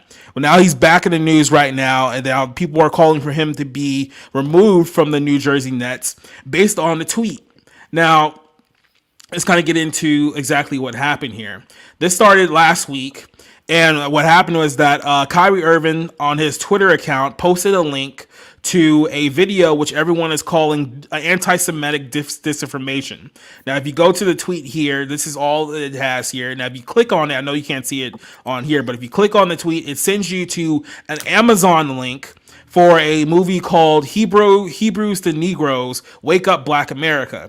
Now, if you guys follow Jason Whitlock, he kind of gave a good rundown of what actually this whole thing is about. And it's a lot of like the same like Black Israelite stuff that you've seen or heard from many times in the past. But we also had a very good discussion about this too, where you were saying that the reason why a lot of people in the Jewish community despise the Black Israelites is because the Black Israelites believe that they are the true Jewish people, they are the true Jewish nation, and they go as far to say that people who are Jewish are the fake Jews, and that's what is the cause of a lot of the anti-Semitic labels that comes on with anyone who supports anything that they've done. That happened with Nick Cannon when he started supporting some of their narratives a few years ago. Obviously, Kanye West has been the talk of the town the last few weeks based on the things that he said that falls a lot in the lines of what the Black Israelites support and things of that nature. So when he posted the link for this film, which keep in mind is on Amazon, like this is something that you can buy on Amazon right now. So I find it very interesting that Kyrie Irving is getting all this heat for posting a link for this horrifically anti-Semitic documentary that you can buy on Amazon, by the way. So keep that in mind. But ever since he posted this whole tweet right here, people have just been going after him nonstop. I wanted to show you guys a video here. This is what I saw Monday night while I was at the airport. So I wanted to go ahead and play this in its entirety. I'm not sure if this will get claimed tonight. I will keep an eye on it just in case it does. But this is an interaction that Kyrie Irving had with a member of the media. I don't know what member of the media it is. It's in New York, so it could be a number of outlets. But I just want to show you the interaction that he had with this guy. And it kind of sums up what's going on with Kyrie Irving right now. So I'm going to play this here. We're on the topic of promotion. Why? By the way, if for whatever dumb reason this thing does get claimed, we will be back. Just staying tight here for a second. Why did you decide to promote something that Alex Jones said? That was a few weeks ago. I do not stand with Alex Jones' position, narrative, court case that he had with Sandy Hook, or any of the kids that felt like they had to relive trauma, or parents that had to relive trauma, or to be dismissive to all the lives that were lost during that tragic event. My post was a post from Alex Jones that he did in the early 90s or late 90s about secret societies in America of occults, and it's true. So I wasn't identifying with anything of being a campaignist for Alex Jones or anything. I was just there to post. And it's funny, and it's actually hilarious, because out of all the things I posted that day, that was the one post that everyone chose to see. It just goes back to the way our world is and works. I'm not here to complain about it. I just exist. And to follow up on the promotion of the movie and the book. Can you please stop calling it a promotion? What am I promoting? Put it out on your platform. But I'm promoting it? Do you see me in front of the putting it out there, people are going to say that you are promoting. Yeah, put it out there, just like you put things out there, right? Yeah, but it's not. You put things out there for a living, right? Right, but my stuff is not. So let's move on. Filled with anti-Semitic Let's stuff. move on. Don't dehumanize me up here. I'm not doing that. Another human being. I can post whatever I want. So say that and shut it down and move on to the next question. But Kyrie, you have to understand that I don't have to understand anything from you. It's not me. Nothing. By It's no people that you're making up, bro. Move on. But by posting move what on. you Next did, question. Anybody Do you guys have any more questions for me? And they're going to say, you guys have any more questions? Because this is going to be a clip. This is going to be a clip that he's going to marvel at. Is this any more questions? But you're not answering the question. Oh, this is another answering your question. Oh my God, let's make another Instagram clip so we could be famous again. Next question. Kyrie, basketball related. So that's the video, right? So obviously he's completely rejected this whole notion that people are saying that he's anti-Semitic because he posted a tweet to a link to a documentary that's on Amazon. But this hasn't stopped anyone. They're hammering him down now. The Players Association has now come out to denounce Kyrie Irving. I think the owner of the team has come out to denounce him. And then this was another thing that happened. I think it was his last night's game. They were playing at home in Brooklyn. And apparently a bunch of activists bought courtside seats to the Brooklyn Nets. And just put something in context for you here. The average courtside tickets for the Brooklyn Nets game in Brooklyn, New York is about $8,000. So there's about 8 people here. So it's safe to say that these people spend at least $65,000 to sit at courtside with t-shirts that says fight anti-Semitism to make a statement against Kyrie Irving. But this was the photo here that they were playing a game and they were all talking to him throughout the course of the game. Stop Anti-Semitism promoted the whole thing, how they were wearing t-shirts in response to Kyrie Irving's promotion of an anti-Semitic book and the Amazon documentary thing. So, like I said, everyone's going full course attack on Kyrie Irving now. I think even Shaq earlier tonight on the NBA called him an idiot and called them, stupid for posting this whole thing. So these people have been going after Kyrie Irving for the last 2 years, and now this is like the new thing that they're trying to get him at. And they think that because he posted a link to this Amazon documentary that he should be removed from the team, that he needs to be fired from the Brooklyn Nets. Now, the Nets did fire Steve Nash earlier today, but that had more to do with the fact that the team's just not good with the talent that they have. So I don't think that was related to the Kyrie Irving incident, but there's a growing movement now to essentially do to Kyrie Irving what they did with Kanye West in the wake of all this. So I don't know if you guys are big NBA fans. You guys have really been following this story. I'll start with Cassie here. What is kind of just your thoughts on this whole thing with Kyrie Irving being a native New Yorker? Yeah. Well, I mean, to me, I look at what's been happening with Kanye West and what has been happening with Kyrie Irving, and the first thing that comes to, and normally I don't really like to make it a race issue, but it seems to me as though if there's any individual who usually is black and has a different opinion from the narrative they're allowed to follow, they get attacked the worst, especially if you're a black man. Like, it is really bad. Like, they want to act as though they're not racist, and it's just like, you don't want any black individuals to have their own opinion. It's just, you just want them to push the narrative that you deem acceptable. And when any individual that is black wants to look into different things, you automatically demonize them and try to destroy them. That's what's going on with Kyrie Irving and Kanye West. I don't really I can't even say if I fully really agree with them because I don't really pay attention to what they're saying like that. Yeah. I personally, it's like whatever to me. They want to say something that's different from the usual bullshit that's being spoken every day. So it's like, hey, do your thing. But these people want to crush Kanye West and Kyrie. It's like I can't help but feel as though it's specifically because they're black men.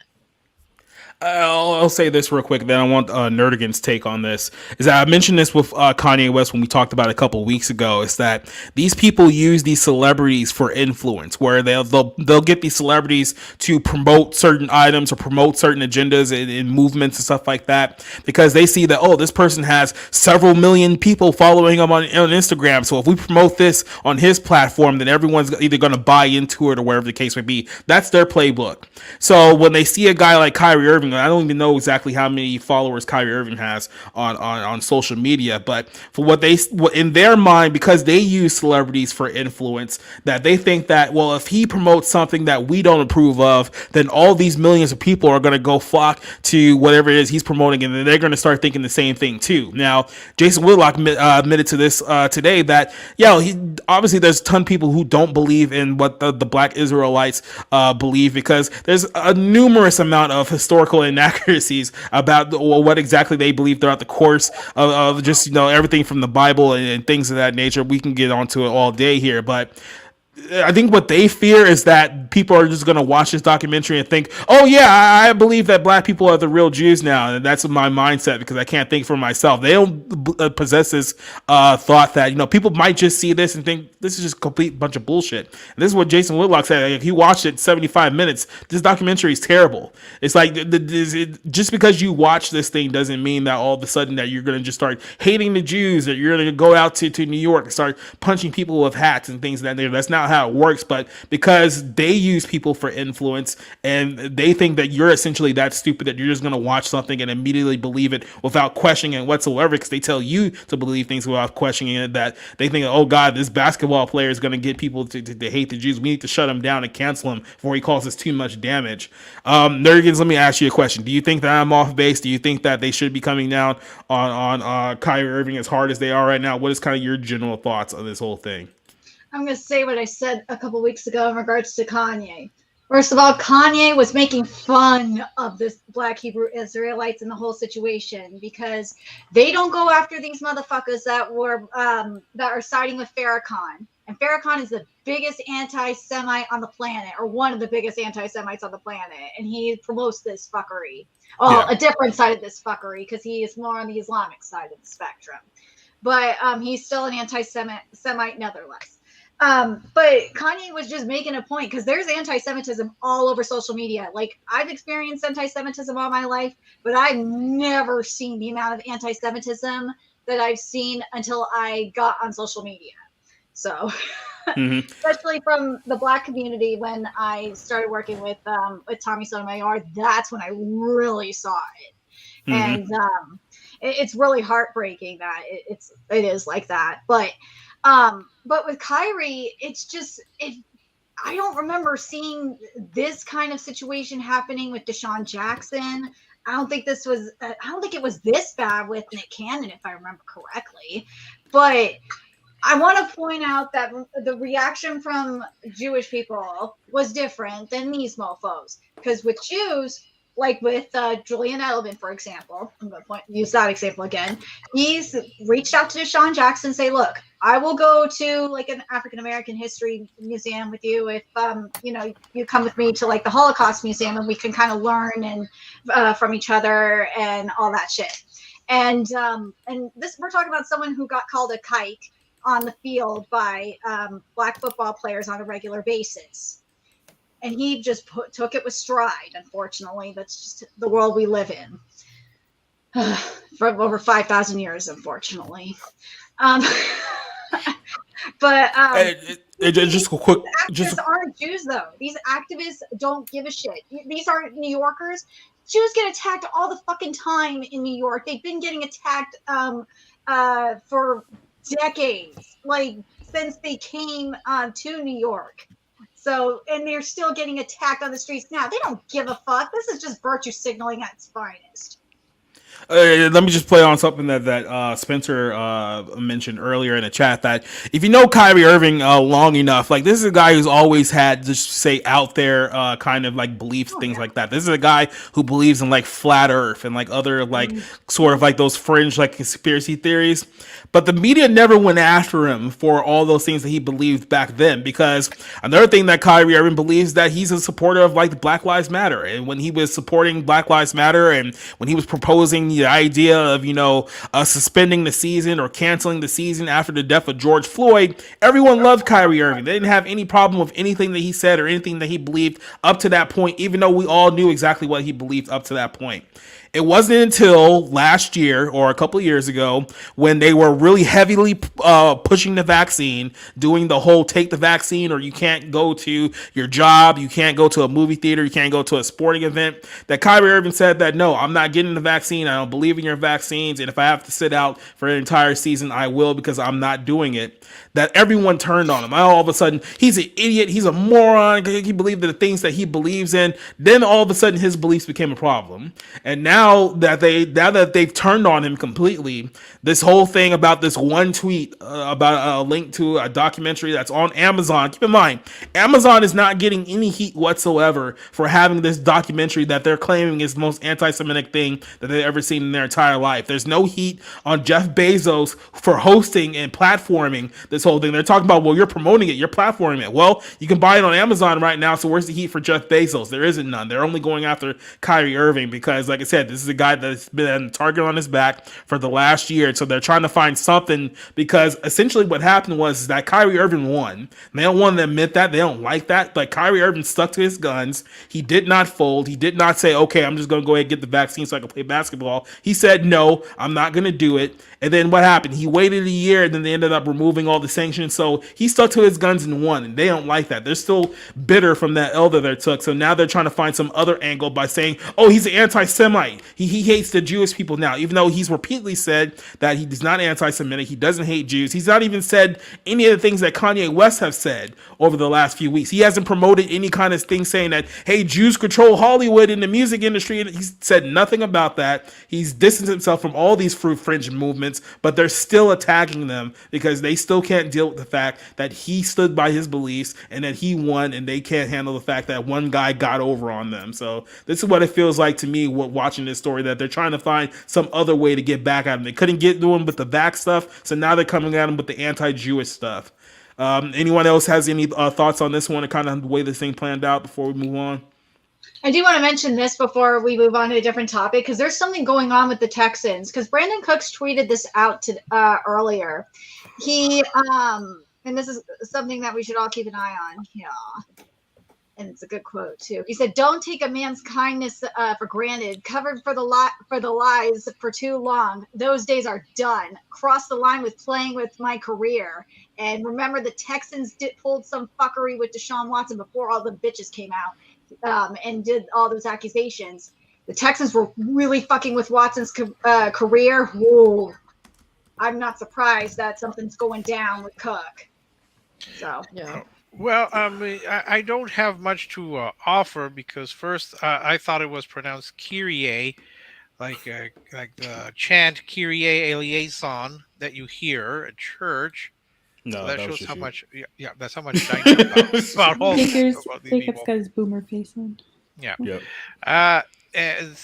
But I'm curious about a couple of things. First, the people that spent the money to sit courtside for and wear the Stop Anti-Semitism shirt or whatever it was that they wore, as positive as that is, and it's their money, they're free to spend it any way they want. Would the NBA have allowed that if it was a free to bet shirt that they were wearing courtside? No, Or something about China. Yeah, they were free the Rohingya Muslims. No. Yeah, they were not. They were chasing them out. They would roll out the Tibetan flag, or they would chat about free the Uyghurs, and you had the players sometimes going after the fans on in the stands. So it doesn't seem to have a same standard for everyone. My concern would be that Kyrie, not Kyrie, Kyrie feeds unfortunately into the narrative that the African American community at large is anti-Semitic. I mean, you did have Jesse Jackson use a slur, an anti-Semitic slur when referring to New York. You did, I think Nerdigan's mentioned Louis Farrakhan. I believe Al Sharpton has also had issues with this. Then there was an unfortunate case where it was a group, I believe, of African American students who were laughing at Schindler's List when they were showing it. So it does feed into, and then you have Kanye. It feeds into the unfortunate narrative that African Americans are en masse anti-Semitic. I don't believe that to be the case. It's worrisome if that's the case. But as that's why I always say, the tweets and likes are not endorsements, because sometimes I just think something is worthy of discussion. I don't know Kyrie Irving. I just I don't have much to say on the subject. I just if he's bonkers, well, we've accepted the fact that he's bonkers, and let's just move on from it. Yep, Tom Cruise gets a pass for Scientology, right? Yeah. Go ahead, Orange. Go ahead. One thing I can actually honestly take credit for, at the mention of Farrakhan, I actually got him suspended one time. On Twitter? Or on... Yeah, on Twitter. Nice. I actually reported that termite tweet of his, provided extra context, and put it in a way that was pretty undeniable. It's like, you do know that this is on video that this guy said I'm anti-termite. And he's even said things about Hitler that people would frown upon if they actually gave a shit. And so, yeah, I can smile at whenever I hear the name Farrakhan, because not because I support the asshole, but because I can actually take a credit in his suspension for 12 hours. Yeah. But as for the whole thing with Kyrie Williams, good on him for sticking, or whatever, Irving, whatever. NBA sucks. Good for him for sticking up for his beliefs with the vaccine. As for him retweeting a link to that Amazon site, I kind of think that people should have gone after Amazon. But the thing is, they won't, because I'm kind of reminded of the time that somebody tried going after Bezos when the National Enquirer went after him, in fact.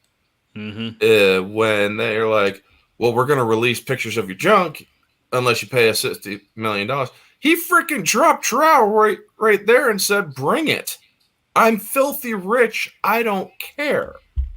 So, yeah, he could actually, or I'm pretty sure that Jeff Bezos could get away with a promotional video of the Nazi Party if he actually wanted to.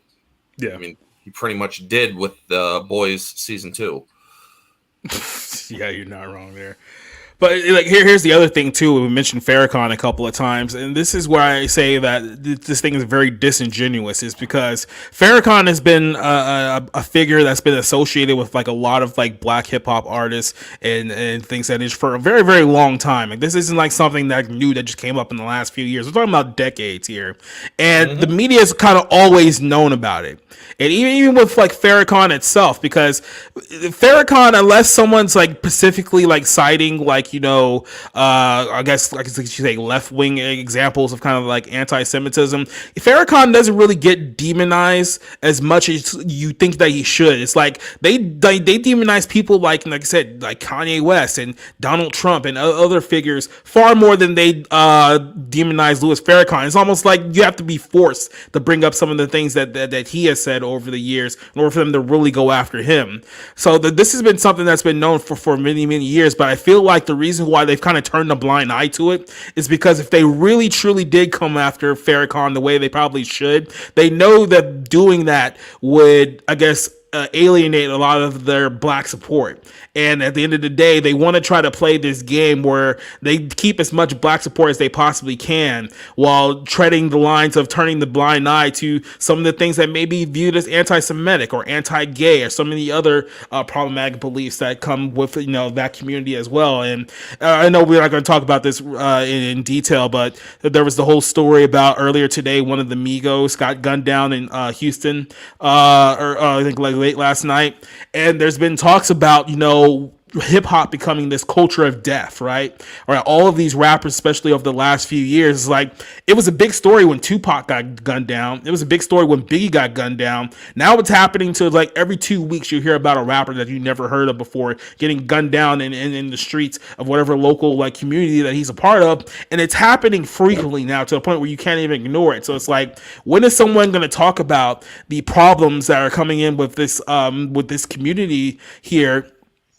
In a larger scale, where these guys are literally dying in the streets. And you talk about all these movements like Black Lives Matter. You never hear Black Lives Matter talk about, hey, why are so many of our black men being murdered in the streets by other black men in our communities? Why are so many famous rappers getting gunned down by their own? That you don't hear them talk about that because it's politically inconvenient for them to talk about the real truths about what's going on here. And then, like I said, I feel like because everything that happened with Kyrie Irving over the last couple of years, that they're trying so hard to use this narrative to bring him down, because they couldn't bring him down for the last thing that they wanted to do with him here. So it's like, okay, now we have an out that we can try to bring him down for. Because if you're really this concerned about anti-Semitism, especially within the black community, there's so many other people who you could have targeted who has not just tweeted things that may be deemed offensive, who have literally said things that any person in this room would say, like, okay, this person clearly has problem with Jewish people, right?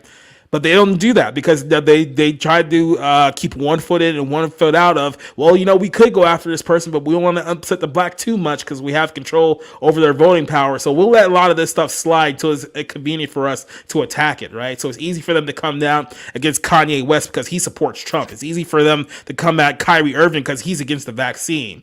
There's a lot of other people that have said and done far worse than either one of those two guys that they turn a complete blind eye to. So it feels like all of this has more to do with politics than them trying to try to come out any kind of, oh, we need to protect Jewish people, we need to send people to the Holocaust Museum. I think it's a lot of bullshit that's going on behind the scenes, but that's just my personal take. Does anyone else agree or disagree with that one, or do you guys want to move on to our next topic here? I agree. I do agree too. I do agree, but I do want to add this as well: is that black men that do speak out, because I again worked with Tommy, who's experienced this the most, is that he has gotten stalked. His family's gotten harassed by people who are against what he says on YouTube, for speaking out against the fuckery that has been happening in the black community for decades, for speaking out against the fatherless homes and all that. Yep. It's just, you can't talk about it. It's just something that is not talked about in the black community. They refuse to discuss it. It's more than a politician thing. It's just a community. It's a community thing. It's a racial thing. I feel probably not to say it's a racial thing, but I don't feel like it's my place at the same time. But but that's from what I've seen as well, and it feels like, from what I remember, it goes back all the way. If we want to get into political, it goes all the way back to the New Deal, or not the New Deal. It goes back to Lyndon B. Johnson's. Because the Great Society. Yeah, thank you. The Great Society. It goes back to that because he had it so where the government was going to be Big Daddy, and because of that, he got them. Well, I can't say the word because I do not want to get in a lot of shit. I can say it. For decades, so.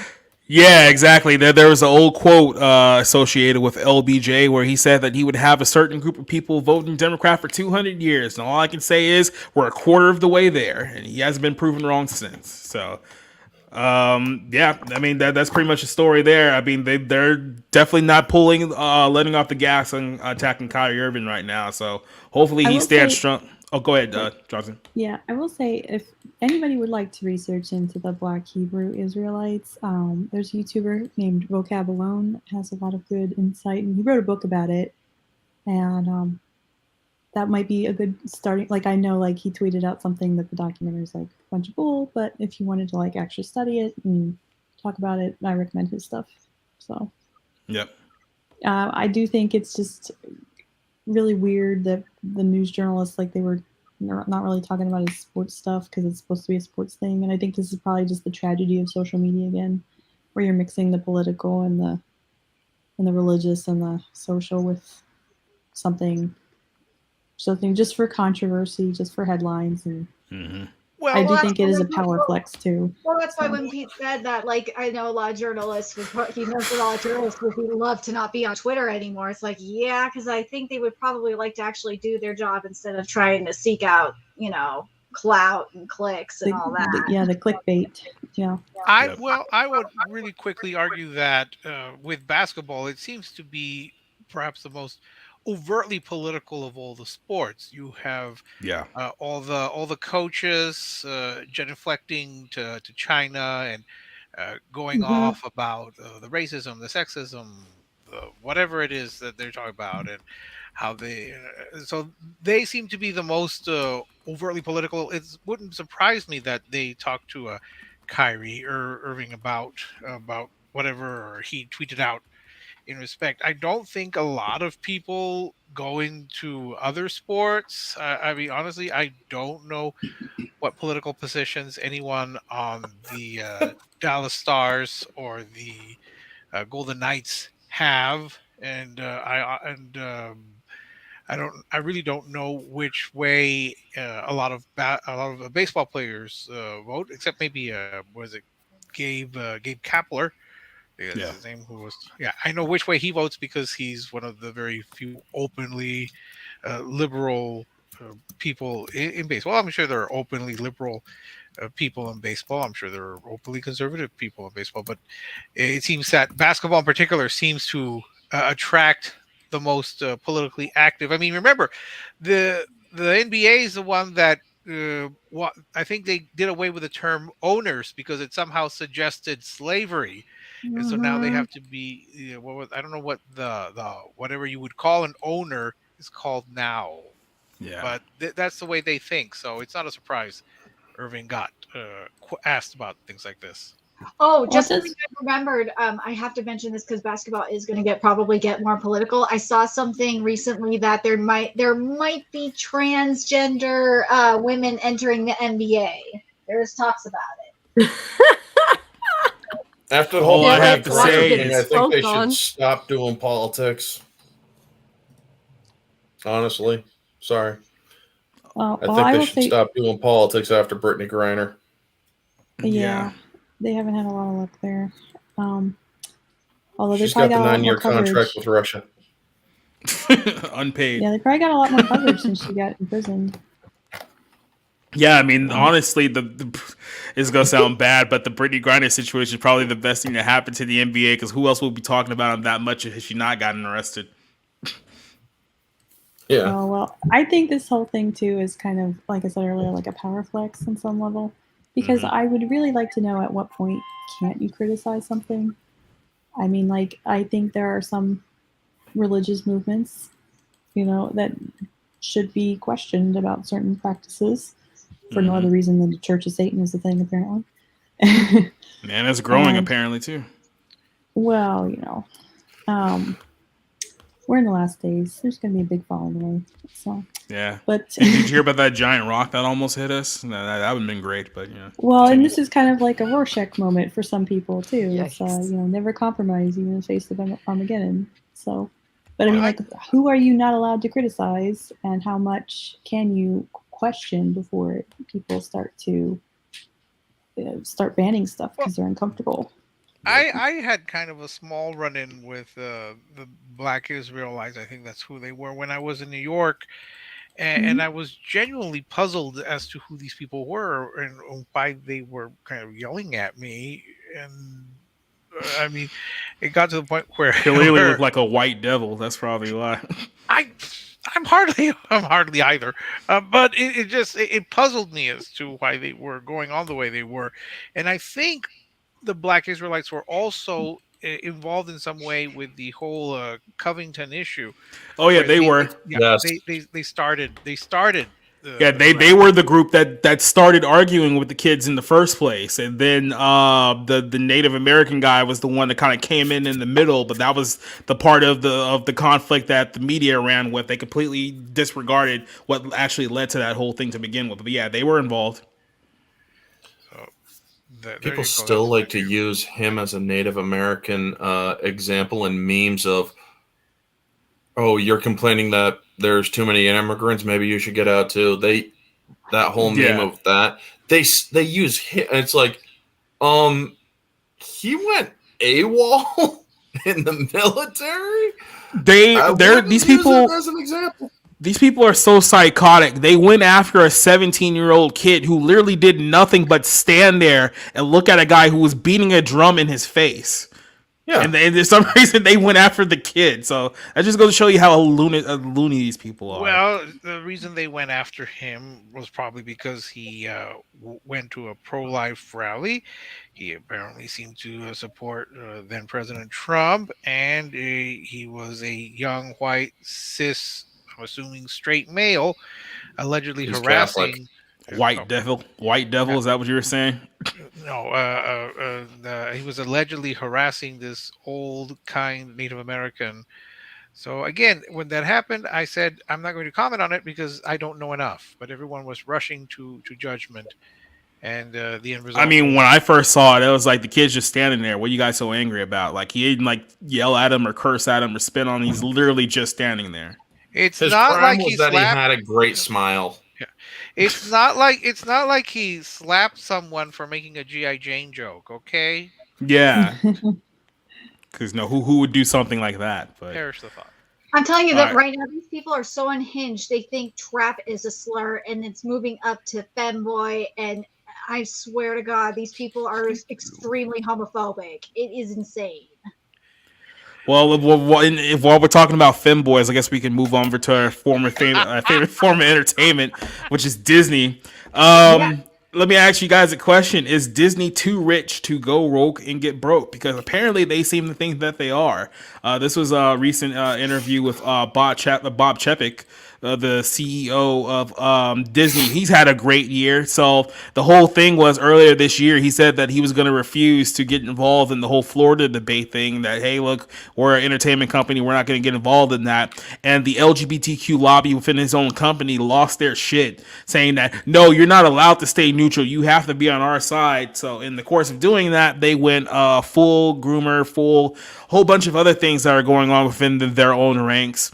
So when he was questioned about whether the company has become too woke following that whole thing, he talked to the Wall Street Journal, and he said that, well, he thinks that Disney has a rich, diverse world that is going to prevent them from ever experiencing the down effects of get woke, go broke. He said that, I think that there's more complex... I think the more complex something is, the more you should drill down into the basics. We want that to reflect our content, to reflect the rich, diverse world that we live in. He said, and again, that's he said, and again, I guess that's another way of saying cater to your audience. But the world is a rich, diverse place. We want our content to reflect that. We're so blessed to have the greatest content creators, and they see it similarly. Excuse me. And by the way, I just saw She-Hulk. That's a fucking lie. Talking like he has the greatest content creators, but I'm gonna continue. Oh, no way he watches. No way he watches. No, exactly. He later described Disney as an apolitical company. He says, I always say that when someone walks down Main Street and looks at the castle, you're not thinking, am I on one side of the political spectrum or the other? You have a shared belief in all the wonderful aspects of what Disney is, he reportedly said. But of course, this all goes back to, the months leading back to Disney's fight with Ron DeSantis, the fact that they lost the protection at the Reedy Creek district, which I was actually in, by the way, just one quick rant about Orlando. I hate how much of Disney shit they have there in Orlando. Now, you think it's Orlando, of course they have Disney shit. Well, yeah, they were literally owning an entire fucking town in Florida. So everywhere you go, people are selling fucking Mickey Mouse shit for like $600. Like, it gets nauseating after a while. It's like, they deserve to lose their fucking status.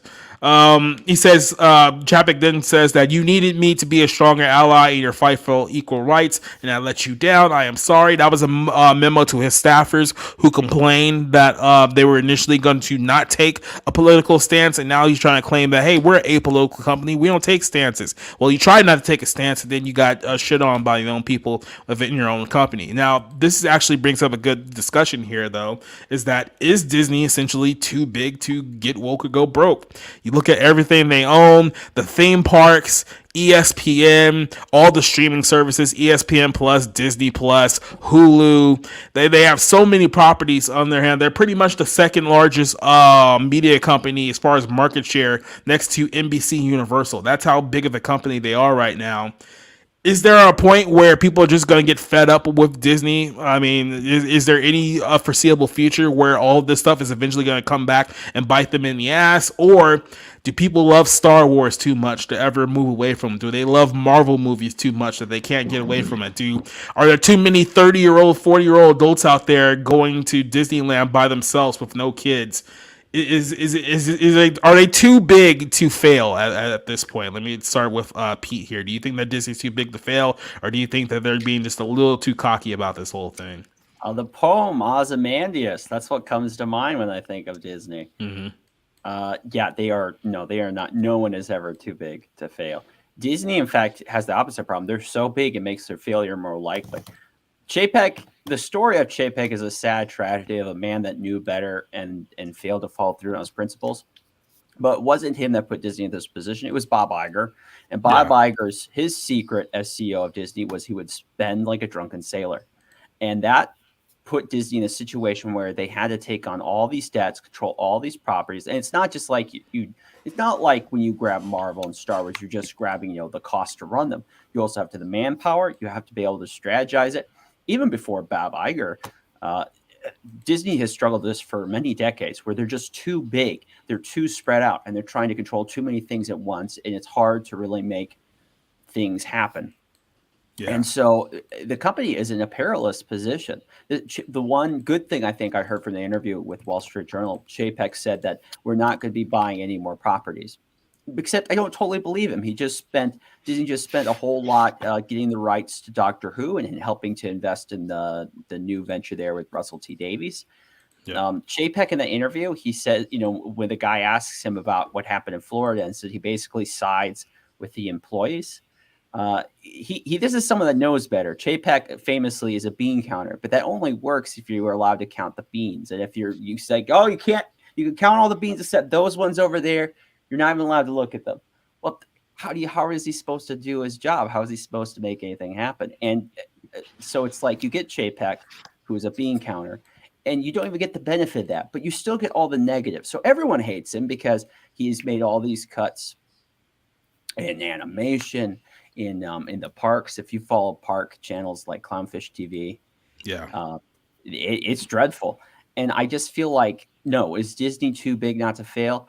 Definitely not. There was a time, in the 80s where people were pretty sure Disney was a brand that was going to go away and it was going to be bought, you just mentioned, by someone like NBC Universal. And that is still ever a possibility. And if Chapek and Disney thinks that they can just do whatever they want and they'll be okay for it, well, maybe get used to the Disney brand because we might not be seeing it for a while if that is the case. Go ahead. I know you're chomping at the bit there. Yeah. I've always equated Disney with Weyland-Yutani from the Alien franchise, for those of you who don't know, where they are so powerful that nobody dares touch them, except that eventually Weyland-Yutani did go under.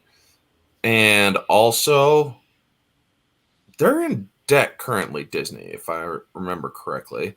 Not to mention, a friend of mine on Twitter, Steve Kenobi, he actually says it plainly.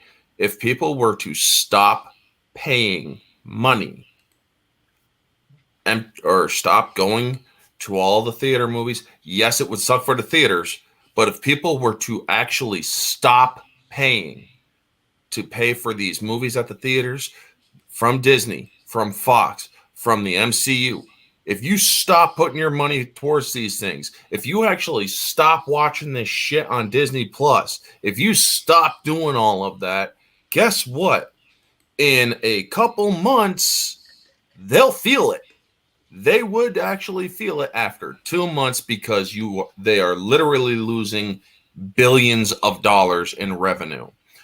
But unfortunately, many people out there, the general consumers, are very numerous. Are they too rich to go broke? No, to be completely honest, because there is the possibility that people will get wise to their act. People are already getting wise to their act. One of my most viewed videos is from 3 years ago about the girl or the woman that slept with a kid at Disney, and instead of them being turned in, they got transferred to a different department. So yeah, Disney protects pedophiles. Hell, in Florida, they actually had a freaking news conference with the police when they did a sex trafficking sting. And the joke of that press conference was, well, it really wouldn't be a sex trafficking sting if one of the people caught wasn't a Disney employee. And it's like, oh my God, it's to the point where that is a common occurrence. If people were to call, as Pete said, the bigger they are, the bigger their failures are noticed. If people are to continue to report on the failures of Disney, and if they continue to get that word out, eventually people will become wise to it. Eventually people will start saying what Alex versus Evil is saying in the chat. Fuck Disney. Because honestly, I will not support Disney beyond the $7.99 I use for Disney Plus. Unfortunately, I do have it because a few of my family members use it and whatnot. When the nephew and niece are over, I put on Disney Plus for them and I let them watch the older stuff because I'm not going to let them watch the newer stuff. That stuff is groomers or is full of grooming crap. And if She-Hulk's or is bold enough to say, I don't care what a bunch of losers have to say about us online, well, guess what, Chapek? You may not care what we have to say about you online, but I guarantee you, once enough people start making their voices heard, it's going to start affecting your piggy bank. A quick note here, we're saying about like Marvel and Star Wars being like the big tent poles, like holding Disney's whole portfolio together as far as their entertainment goes, is that if you look at the MCU, especially past like Endgame, like they have this big build up for Endgame. Everything they've been doing after that has just been kind of like one it after another. You had Doctor Strange fall short of expectations this year. You have Thor, which I think barely broke even for a movie that they were expecting well over $1 billion for. Didn't even come close to that. And now, like I said, they're putting all of their hopes and dreams into Black Panther being the same smash hit that the first one was 4 years ago, which I don't know. Yeah, like I said, I haven't checked the projections. People were saying a week ago that, oh, this is going to make $250 million easy. Like, I don't know about that because I don't really see. I'm gonna be straight with you. I don't really see a scenario that this is gonna be bigger than what Thor was. Cause I think they were expecting Thor to be their biggest hit of the year, and if that didn't meet expectations, I don't know how much black guilt you can drum off of to get people to go watch this next movie. So, Oh, I see. To You comment left on off your Eternals. Yeah, nobody talks about Eternals, but to go off of Jake's bit right there. Yeah, the tent poles of Marvel and Disney, those tent poles are starting to get dinged and dented. And what usually happens with the tent pole when they're dinged and dented too much, they're eventually going to collapse. Marvel and Disney, Star Wars and them, or Star Wars and Marvel rather, people are losing interest in those properties because of how Disney is treating them. They're treating them as soulless cash grabs. I'm sorry, but as a person who is a Star Wars fan and has been since I was 2 years old, you should never treat Star Wars as something that is soulless. You need to keep the soul in it. Unfortunately, when George Lucas made the mistake of selling, he sold the soul along with it, and they ended up sending that soul straight to hell. yep. Well, I don't think they're completely soulless because they still have not officially broadcast the Star Wars Holiday Special. They're bringing Mephisto into the MCU. They're not doing. Yeah, like I said, they're not doing the Star Wars Holiday Special. They're doing the Guardians of the Galaxy Christmas Special. Yes. Notes from the Star Wars special. Yes. Yes. It's going to be fun. Like I said, I'm looking forward to Chris Pratt and Batista doing a little song and dance when they, I guess when they're whatever they're doing. Are they too rich? They're not too rich right now. They can collapse just as any other corporation does.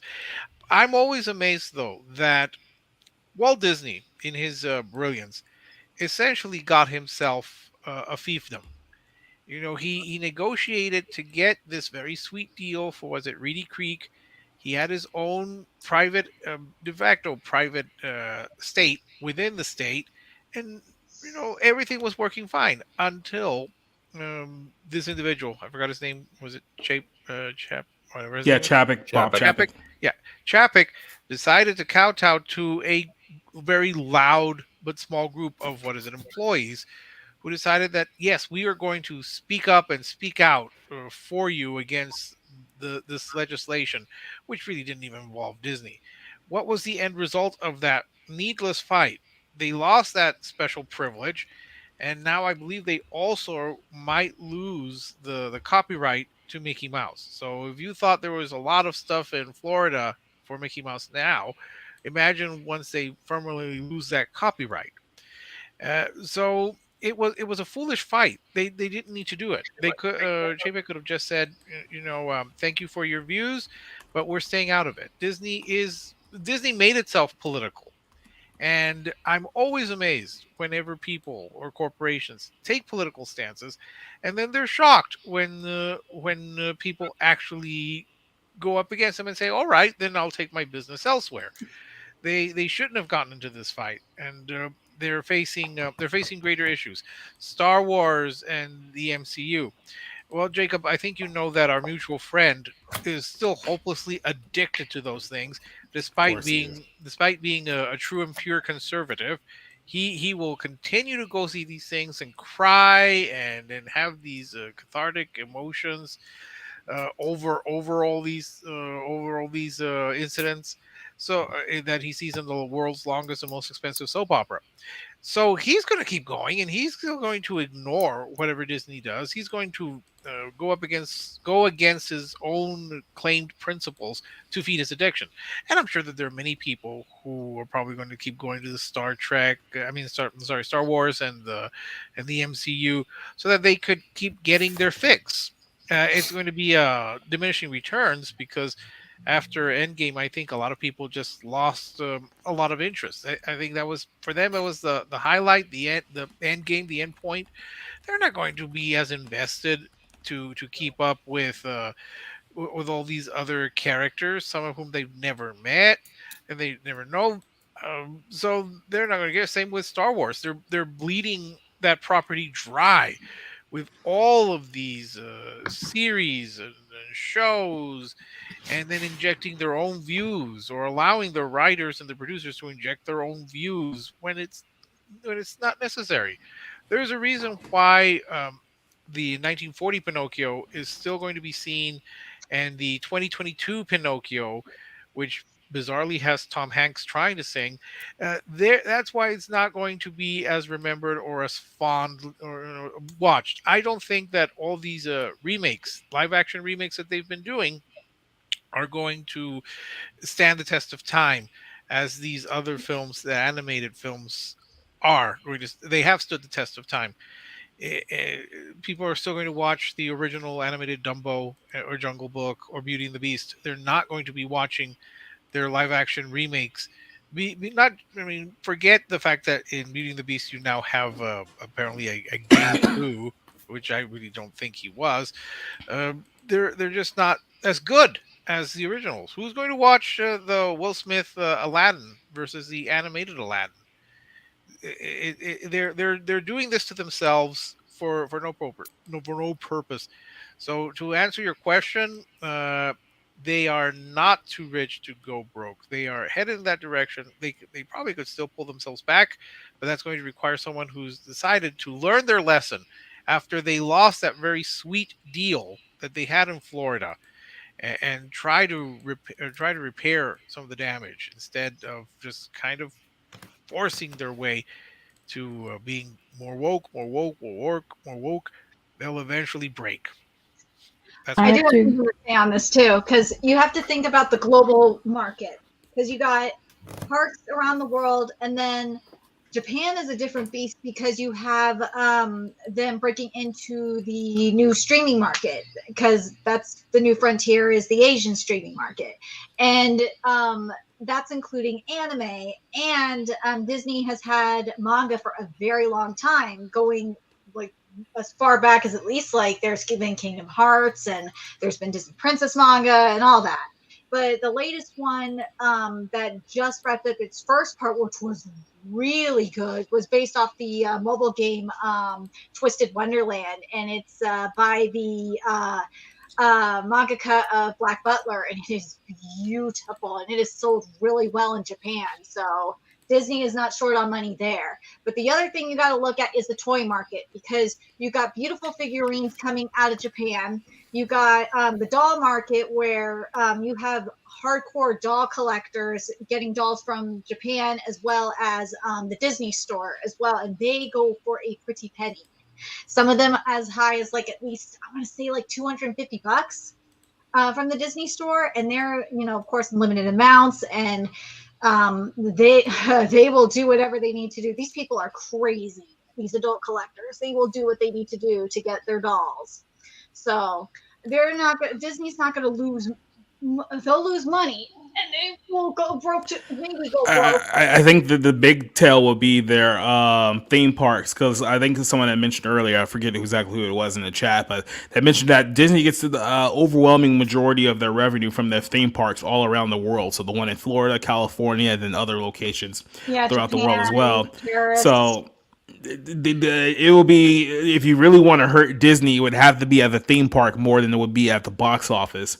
And a couple update real quick just on the projections here, that the up-to-date projections, the current projections for Black Panther 2, which comes out I believe next week, is that they're expecting it to make 175 million now. So they went down from 225 to 175, which would be more than Thor but less than Doctor Strange 2 on the year. And given the way that a lot of these films have performed in the last couple of months, it may be a little bit less than that. Then the other question is the word of mouth of the film going to be good enough to carry it? But now we already know that the critics are not going to say anything bad about this film, because they have to protect it because they think that somehow going to go see this movie is supporting black people in some way, shape, or form. But the word of mouth for Doctor Strange 2 and Thor 4 was not very good, and when people found out that the movie wasn't good, like, they just stopped going to go see it, and it didn't make as much as it should have just on the name recognition alone.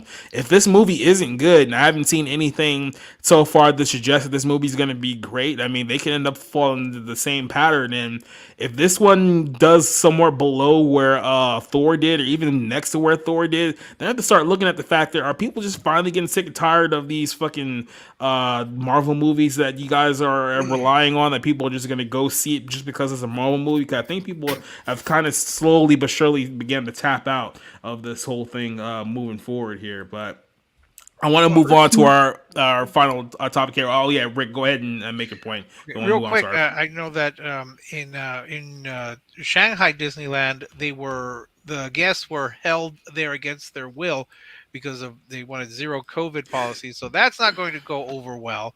And I don't know. I don't want to take up Johnson. You want to say something real quick? Yeah. Go ahead. Oh, okay. So, like for me, like I can say since I've been on both ends of like being a child and now having children, I don't think Disney is above failing, and I think spectacularly at this point.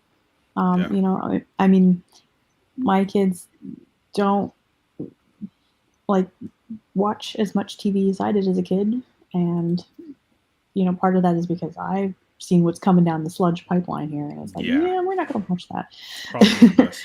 Let's watch this other thing that's actually good instead. You know, like the other day, so like all the superhero stuff is going around, and like that Simu Liu guy from Shang-Chi who's like complaining about no Asian superheroes. My kids are watching the Jackie Chan Adventures again this week. So I know they are really good. I was sit there watching them with them. I'm like, this is so well written. Yep. So it's you know, and so Disney's doing fine. They have a lot of power right now. They have a lot of IPs. They have a lot of sources that they can draw on. And I'm sure, like, the people in charge aren't above being like, well, we're going to milk this cash cow until for us, and it won't matter who gets it next, whatever we leave it in. You know, it's kind of like almost like a renter deal where it's like you have this really, really nice house that somebody gives you, or like hands you the keys to, and you just decide to redecorate Yeah, horrifically. they think burn half the that house they're down. gonna whack until the wheels fall off, and it's like, Yeah. best of luck with that one, guys. And That's I all will I say can. too, like as a creator, like I know my work, like in probably, like after I die, I don't think anybody's going to care more about my work than I do. And I think Yeah. with Walt Disney passing and his family, kind of, the further you get away from the creator, the more the bloom dies. It's almost like when you cut a flower off Yeah. its stem. You can see it might be beautiful for a while. It might be very beautiful for a long time, but eventually it will rot and it will turn into basically firewood, fodder. And I think we're watching that slowly decay, as I said, like as they cash cow it to death, as they buy more properties, they do a lot of Hollywood accounting, while they're juggling all these other issues that they have with these horrible writers, these sexual predators that they're protecting. I think of John Lasseter because that's a pretty famous one where he had to have his own, like interloper almost to like help him not sexually assault people while he was on campus. It's like, okay. So yeah, you'll probably see a further diminishing death by slow suicide, controlled suicide at this point on some level. And they talk about diversity, and it's like, well, that's not going to last forever either. People are onto your game at this point, and like I said, my generation, if they're onto it, we're not going to emotionally attach things to our children. And my generation that has children is concerned about their children. Yeah. If they do, and they still, like I said, they have a lot of power, so they can hurt a lot of other people that are trying to rise up and compete against it. I'm sure they're not above that. Like as an indie author, I'm sure I make way less than them just because I don't have the advertising and the lawyers and all that other stuff behind me. And it's not like I'm going to start a theme park in my backyard. So, nope. Pretty sure that's against my HOA. I'm sorry, real quick. It was Neo asked me a question, and I don't want to say that I'm ignoring it.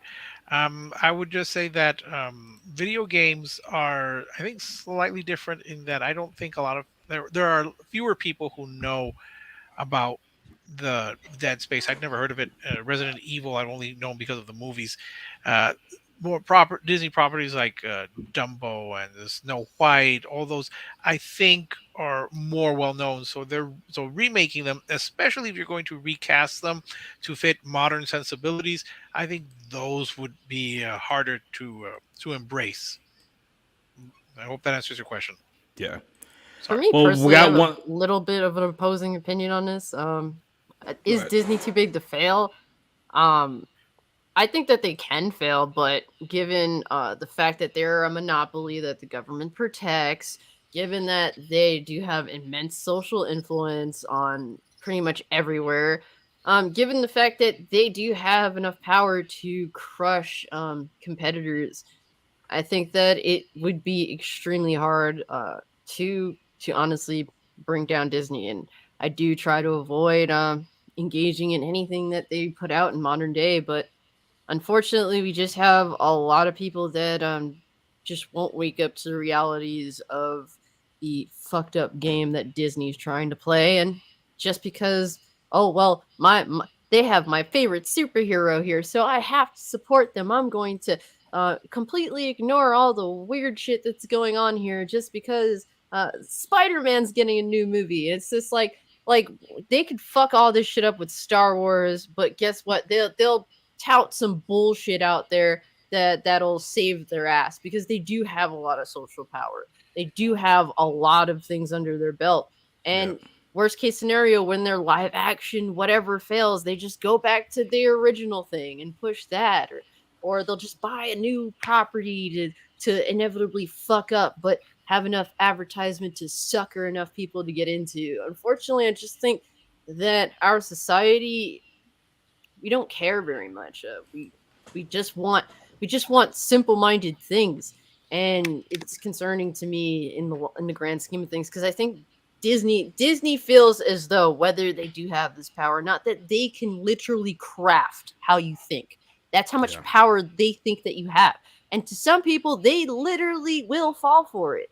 And this is my greatest concern, is that these companies, they're so big, they don't even care necessarily about money anymore. It's just, how do I control the human population for many lifetimes to come?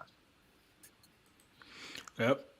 And yeah, I mean, like I said, hopefully, if some of these properties, these big ones, start to fall, that they'll start creating a domino effect. I don't think it's going to happen in the next few years, just because their market share is so huge. But long term, I don't see this playing out the way that Disney thinks that it's going to do, and this can come back and bite them in the ass in the next few years. So.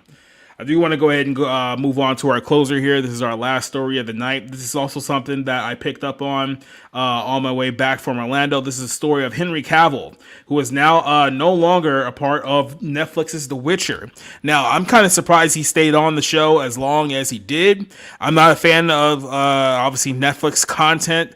I'm not a big fan of The Witcher either, so this isn't really my avenue, but I know there's a lot of people who are really big fans of this show. And Henry Cavill made the announcement over the weekend that he's done with the show and that he'll be recast by Liam Hemsworth, who is not Thor, but is Thor's little brother, just in case you guys are wondering which Hemsworth we're talking about here. But after 3 seasons of The Witcher, Henry Cavill decides that he's no longer going to be returning for a 4th. So Cavill made the announcement here that the role of you guys got to help me out with this one because I don't know a lot of these names. So this is Geralt of Rivia was the first announced by on the October 29th by the actor himself. Took to his personal Instagram to inform fans that his journey in the role has been filled by both monsters and adventures. That he'll be laying down his medallion and his swords for season 4.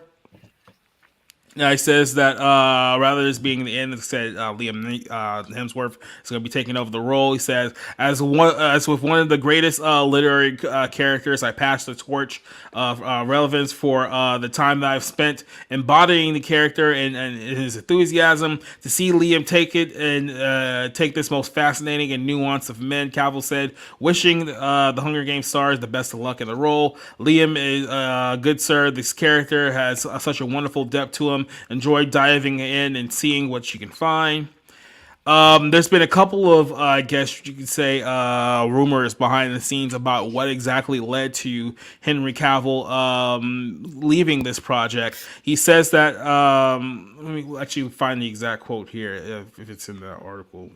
Pull that. I know Pete sent me something too that I wanted to check out here as well, but there was essentially a comment here that Cavill respected the character, he respected the franchise, and he said that he would do it as long as possible if they gave in to his one demand, and that one demand being that they stay true to the character. And there was rumors that apparently the people who are working on this project with Netflix don't really like the franchise of The Witcher, and that they were planning on making a lot of changes based off of that, which is absolutely stupid when you have the star, the caliber of Henry Cavill, who's actually being a part of this universe here. And this is what Pete, thank Pete for sending me this over too. You're this welcome. is, I guess, it's an excerpt here of what happened. He said, showrunner, this is Lauren Sisrich, revealed that Henry Cavill, who played character, was pushed for The Witcher to have more dialogue so that the character would appeal more like the novel counterpart.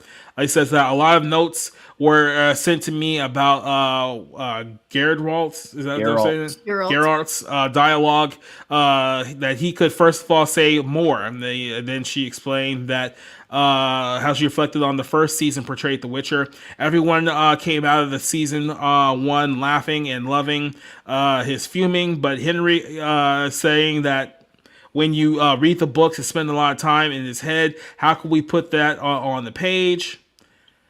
I guess they're talking about how can we put like the comic book, the written portrayal of this character onto the page. Maybe they just need to hire better writers. How about that?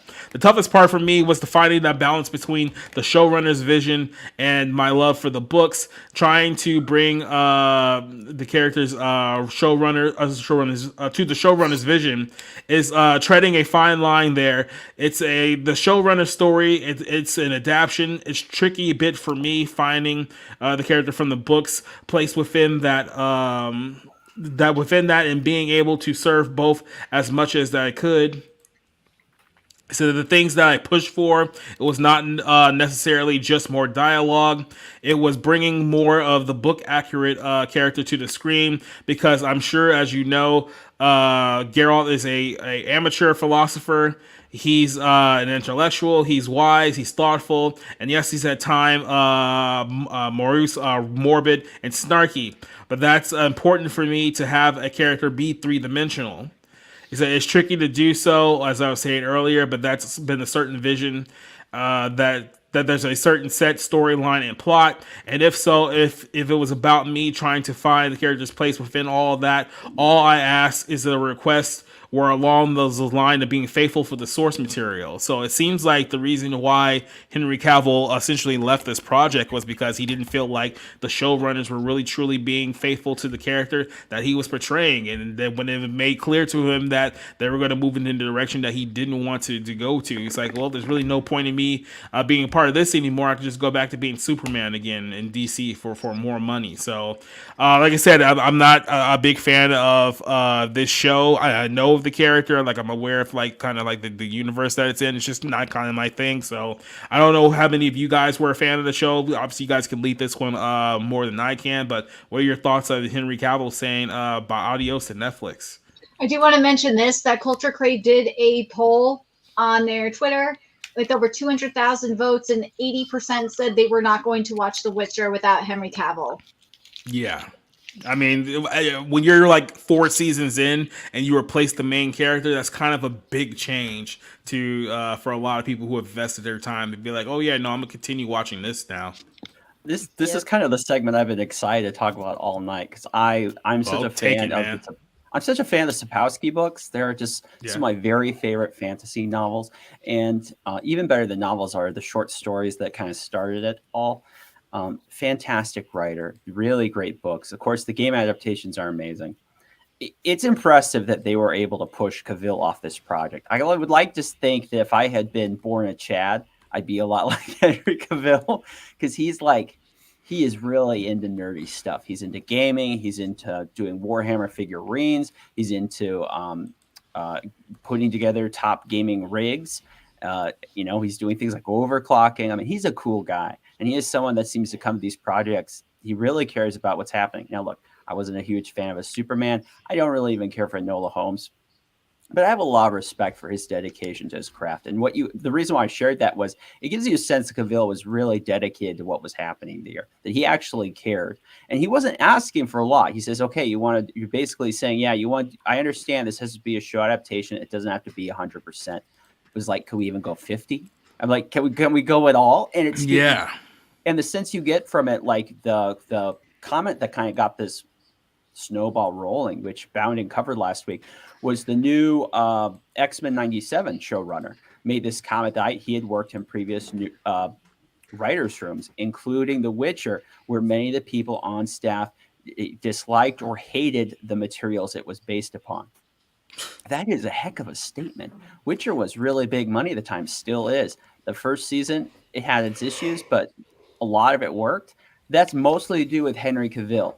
Season 2 is very weak, but it's also very light on Henry Cavill. I mean, he was so integral to what they were doing there, and to lose him, to lose such a darling. It just real quick to interrupt you. You hear that so much with modern properties. It's like, why are we hiring people who? It's one thing to not know about the show that you're writing. It's one thing to actively hate the content that you're writing about. It's like, why would you hire someone like that who has disdain going in for a project? It's like you could hire somebody else who actually has respect for it, but they probably don't check off the right boxes for them. So that's why they don't do it.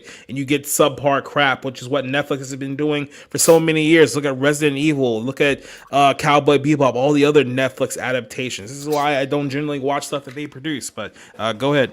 Okay, I'll end it with this. Keep in mind, Henry Cavill has put up with all the crap that Warner Brothers has given him over the years. Is he still a job? We don't know. Are you going to tell me? We won't. Am I going to get paid? Like, because, like the whole, remember Mustache Gate is like, the mustache. Do I keep the mustache? Do I not keep the mustache? to think that he is still with Warner Brothers, and it's probably a lot to do with the money they were keeping, but he is no longer with Netflix, who was doing a project it seems like that he was equally or more devoted to, at least in passion. That says a lot. That says the kind of screw up we're seeing here. And it's too bad, because there were moments with the show, they're magical. Like the first episode of season 2, that's just about the perfect Witcher adaptation on film. And I'm kind of sad we're no longer going to get any of that. Pete's right when it comes to just the fact that like Warner Brothers dissed the shit out of Henry Cavill, and he's willing to come back to them, but he's leaving the show that he was clearly passionate about. Like that says a lot in itself. Like I think it is. I think people realize that Henry is the type of guy. He really does want to put like the best forward that he can with a project and be relatively respectful of the things that he's working on. I mean, obviously, you have to make compromises, and I feel it comes off as though he's willing to make compromises. He's relatively reasonable person, but it just seems like there's no room for Henry Cavill in these spaces. It just feels like people just want him for his star power, the fact that he's pretty much like the ideal male to portray a lot of the roles that basically he does fill, and it's just like they just seem to cast him because he's probably the best fit. But do they really want Henry Cavill, someone who has a standard, someone that actually is a fan of this shit, and that's willing to speak up and say, hey, this is just all wrong? Like they don't, it really comes off as though they hate him, but they'll tolerate him because they need him, because there's not really many other people that really fit the roles that he does. And it does suck to see him leave the project. I personally didn't really watch it when I seen just people casted that don't really fit the roles. I'm just like, and it's Netflix. I refuse to give them money. So based upon those things, I just didn't care to watch the show. But I love the Witcher 3. That is one of the greatest video games I've ever played, and I'm actually pretty highly anticipating the announcement of the remake of the original Witcher game. So, it would be cool if we can actually have decent adaptions of these of this book, because I think The Witcher 3 is amazing. When there's, when people actually care about the craft, they want to bring something to the table, and it takes more than one person. I think that's something we can look at here. Like Henry Cavill can't do it on his own. It requires multiple people that actually care about the what they're trying to create. And I think that's a big problem with, if it be Netflix or Hollywood or even in video games as well. Like a lot of people just are involved that hate or just don't care about what they're involved in, and that's a huge problem. And I think Henry walked away from this project because of that. Well, I come at this from a very different perspective, and I'll be honest, I have not seen the Witcher. I don't know anything about it, but I'm someone who stubbornly insists that Henry Cavill or Cavill cannot act. I've never seen him in a performance. I've seen him look beautiful. I will grant that, but I've not seen him actually give a performance. I'm dying to see him as Willie Loman or as Henry Higgins. Maybe that'll convince me. I think he's probably one of the worst Sherlocks, but then that's just my private view. Having said that, I give him mad props, as the kids say, for standing up for his principles and deciding that he will not be part of a project that he senses is not going to honor the source material. He could have stayed on, and he could have accepted scripts that went against what he believed was the spirit of the source material, and he said no. For my view, they're replacing one pretty man with another pretty man, and neither of whom can act and are just there because they are physically appealing. So I'm not going to mourn the transition, though I am a little concerned that when people say, "Oh, why don't I think Jacob, when you were saying that you should replace people who are not going to be antagonistic. That is true. You if you don't like the source material, you should not be writing for it, because you're going to bring your antagonism to it.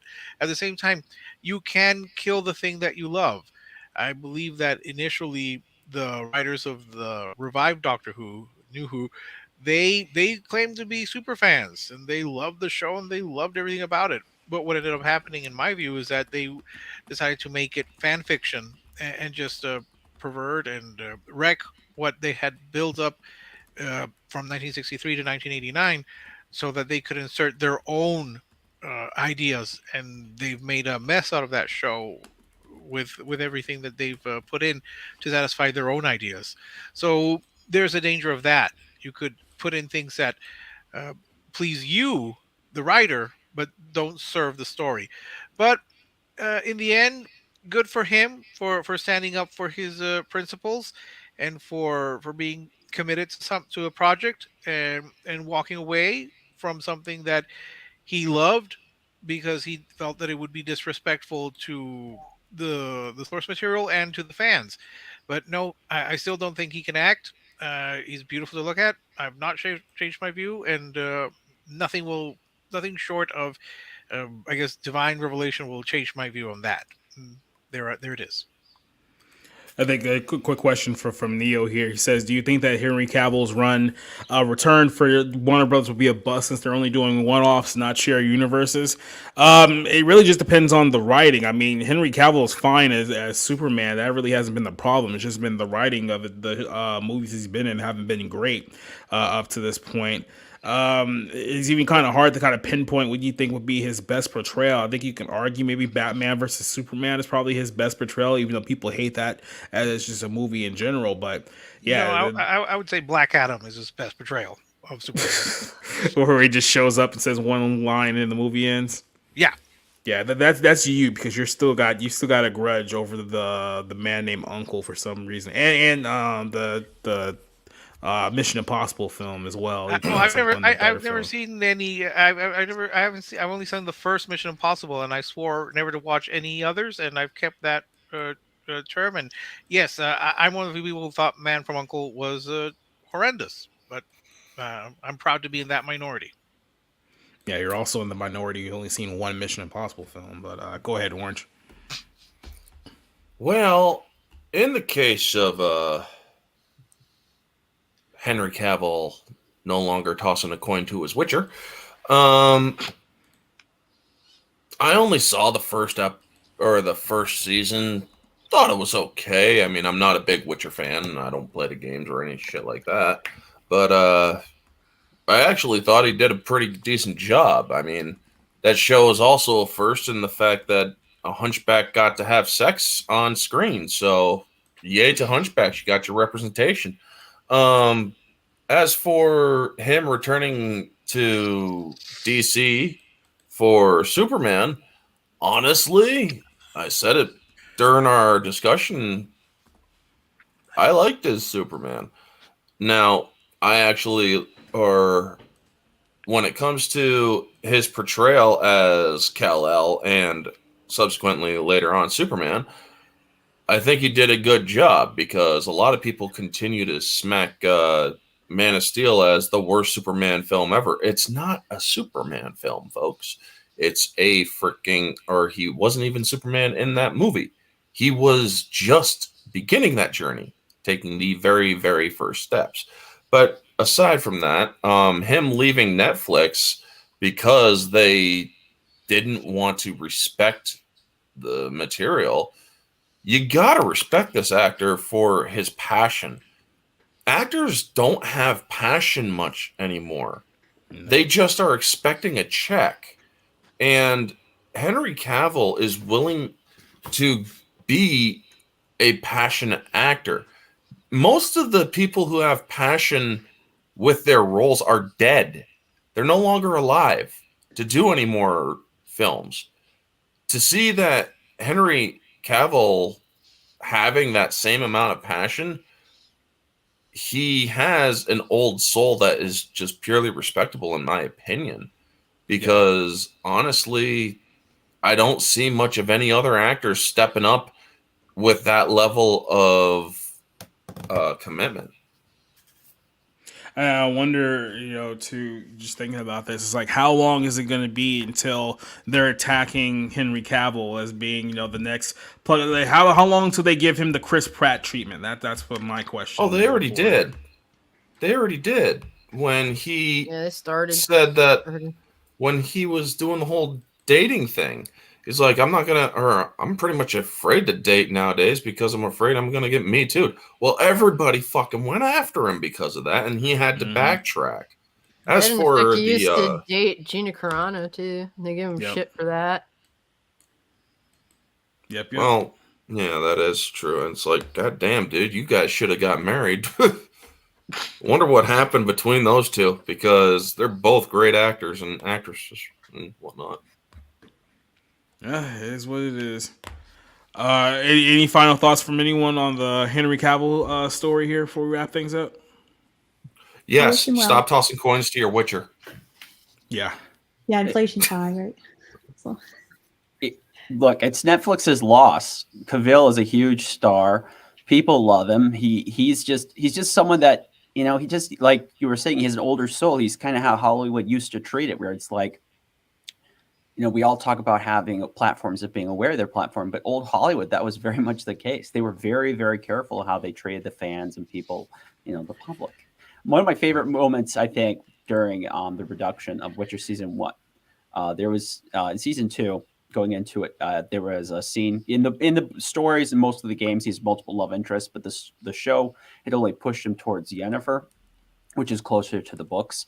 And people are like, why don't you also have an explicit affair with the other character of Triss?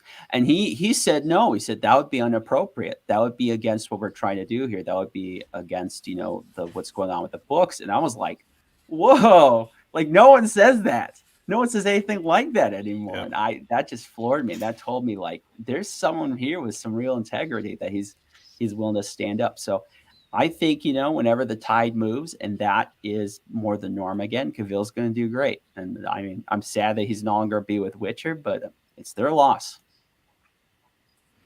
Very much so. I mean, like I said, I think he's going to do great things with DC. I think they're moving in the right direction there. And then Netflix, I even mentioned this a little bit earlier. We had a conversation that was separate from this channel where we were just saying Netflix doesn't create quality entertainment. They create quantity entertainment. They create entertainment just to say that, hey, we have this on our platform. It doesn't have to be good. It's just like, hey, we have content for the sake of content. Like, this is why they have such a terrible representation when it comes to actual good quality shows. That's why the only time they get over is when they put out some like stupid documentary so that millennials and Zoomers find out about some murder that happened 40 years ago because their parents didn't actually teach them shit. Well, they'll throw in some Oscar bait, like was it The Power of the Dog or something like that? Some nonsense. Well, we're coming to the end of our show here. I want to go ahead and wrap things up and let you guys know what we got coming up on the channel coming up this week. Some of the things that we're working on. I'm going to give my talented guests of people here an opportunity to let them know what they got coming up. I'm going to start with our good buddy Orange Hat here and let him know what he has coming up, what are the things he worked on his channel, Orange Hat Review. So go ahead and hit him with the rigmarole.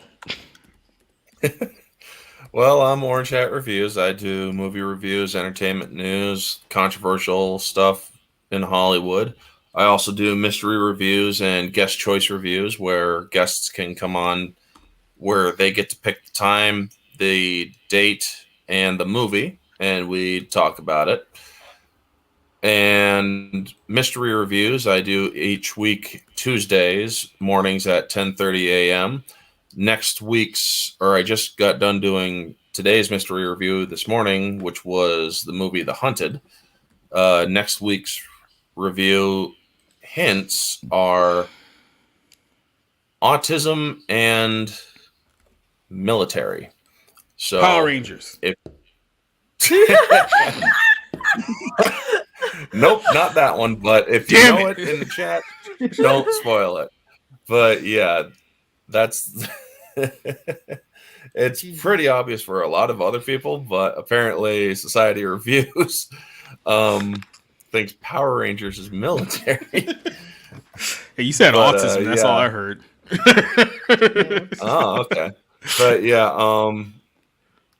so yeah, if you guys want to come on to my or do a guest choice review, just hit me up on Twitter. It's Volan or Volan OHR, and that's basically where I hang out, and that's pretty much it. All right. Now jumping over to our favorite anime girl, CS Johnson. What do you got coming up for working on? I actually have a special project that I just announced earlier on my coffee page. So, I got a little manga that I made. Like I did the script for it and stuff, and it's based around one of my books, world buildings things. So, yeah, but I'll see if I can send you the link for that. Yep, there's my cookie. But yep. Other than that, yep. Join my YouTube, subscribe to my YouTube, and make comments and stuff on my videos, so I feel like I'm loved. All right. And now we're going to jump over to someone who I just saw put on makeup because she knew she was coming up on screen. Miss Nerdigan's here.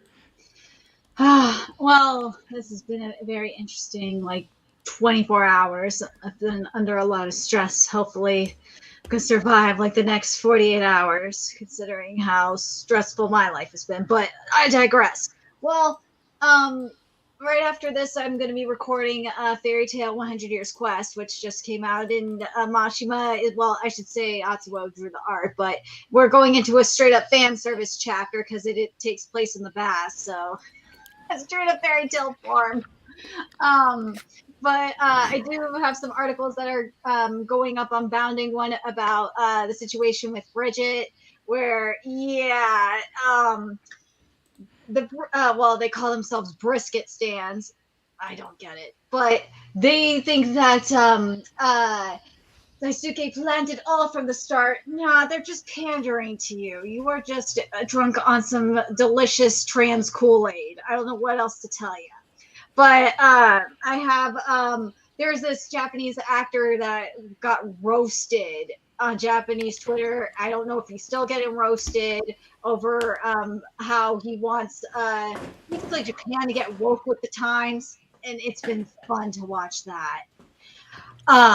Let's see, what else do I got? Oh yeah, there's the new Tokyo Revengers trailer that came out that I covered, and on my channel, Nerdigans Inc., there's been a lot of content between Chainsaw Man, even Zero, Four Nights, Tokyo Revengers manga is ending, Kaguya-sama Love is War ended. There's more manga ending. It's crazy. And then, of course, I covered Bleach 1,000-Year Blood War. That's the only anime I'm covering on my channel. Where I'm actually doing a live reaction for is Bleach. But yeah, and then I'm gonna be, well, even though I have not seen the show that Society Reviews is covering tomorrow for the show, but he said he wants me on anyway, so I guess I'm going to be here. So stay tuned. Yeah, well, I should talk about that one here in a second. But let's move on to our other guest, Pete from downtown. What you got coming up, Pete? Okay, I had to take off on mute. My dogs are going a little crazy. No problem. Yeah, so I'll plug today. We just launched my new podcast, Culturescape, which is a nerd saw podcast. That. Yeah, so I used to podcast and do a mix of nerd stuff and politics and news, but we figured it would just be better to focus in there and, just kind of interview the people and learn about things I find interesting and fun. So we just came out with that. We have Eric July in the first episode, Alex McCree in the second, and then Larry Correa on the third. The second one I think is interesting to your guests, people who are talking about Gamergate again because of the ridiculous articles. Alex McCree was the guy that founded The Escapist. Super nice guy. Anyhow, he found The Escapist. He was there, from 2005 to 2016 when the site got really big. He was a big part in getting gaming YouTube started. He found Yahtzee Croshaw, Jim Sterling, helped find extra credits. Really big success in basically any way you can measure it. Then Gamergate happened, and he wasn't pro Gamergate. He still isn't. He's a libertarian like me, but he said, we shouldn't just call gamers toxic automatically. And, if people are saying they want ethics in journalism, that's not a bad thing. and that was too much. About 25% of the workforce threatened to quit, and they Defy Media felt it wasn't worth the time, so they just closed the site, and then eventually got brought up by other people. But his work was purged. He was unpersoned. No one let him work in media again. And I had talked to Alex previously on a different project. I think Bounty has interviewed him about his tabletop games. He's a fascinating guy, really nice guy, but this is really one of the first times he's willing to come out and talk about what happened there. So I'm really excited to share that interview and just the podcast in general. It's Culturescape. You can find it on the podcast apps, and of course, my YouTube channel, if that's something you choose to do. No, I'll leave it there. Thanks. All right, then. Rick, where can they find more you, Bonfin? Well, you can still find me at Rick's Texas Reviews. Shut up! Oh my God, I don't care!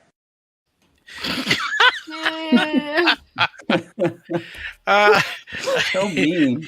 I still. I don't know where that came from. That was weird. Yeah. That was freaking awesome. Wild.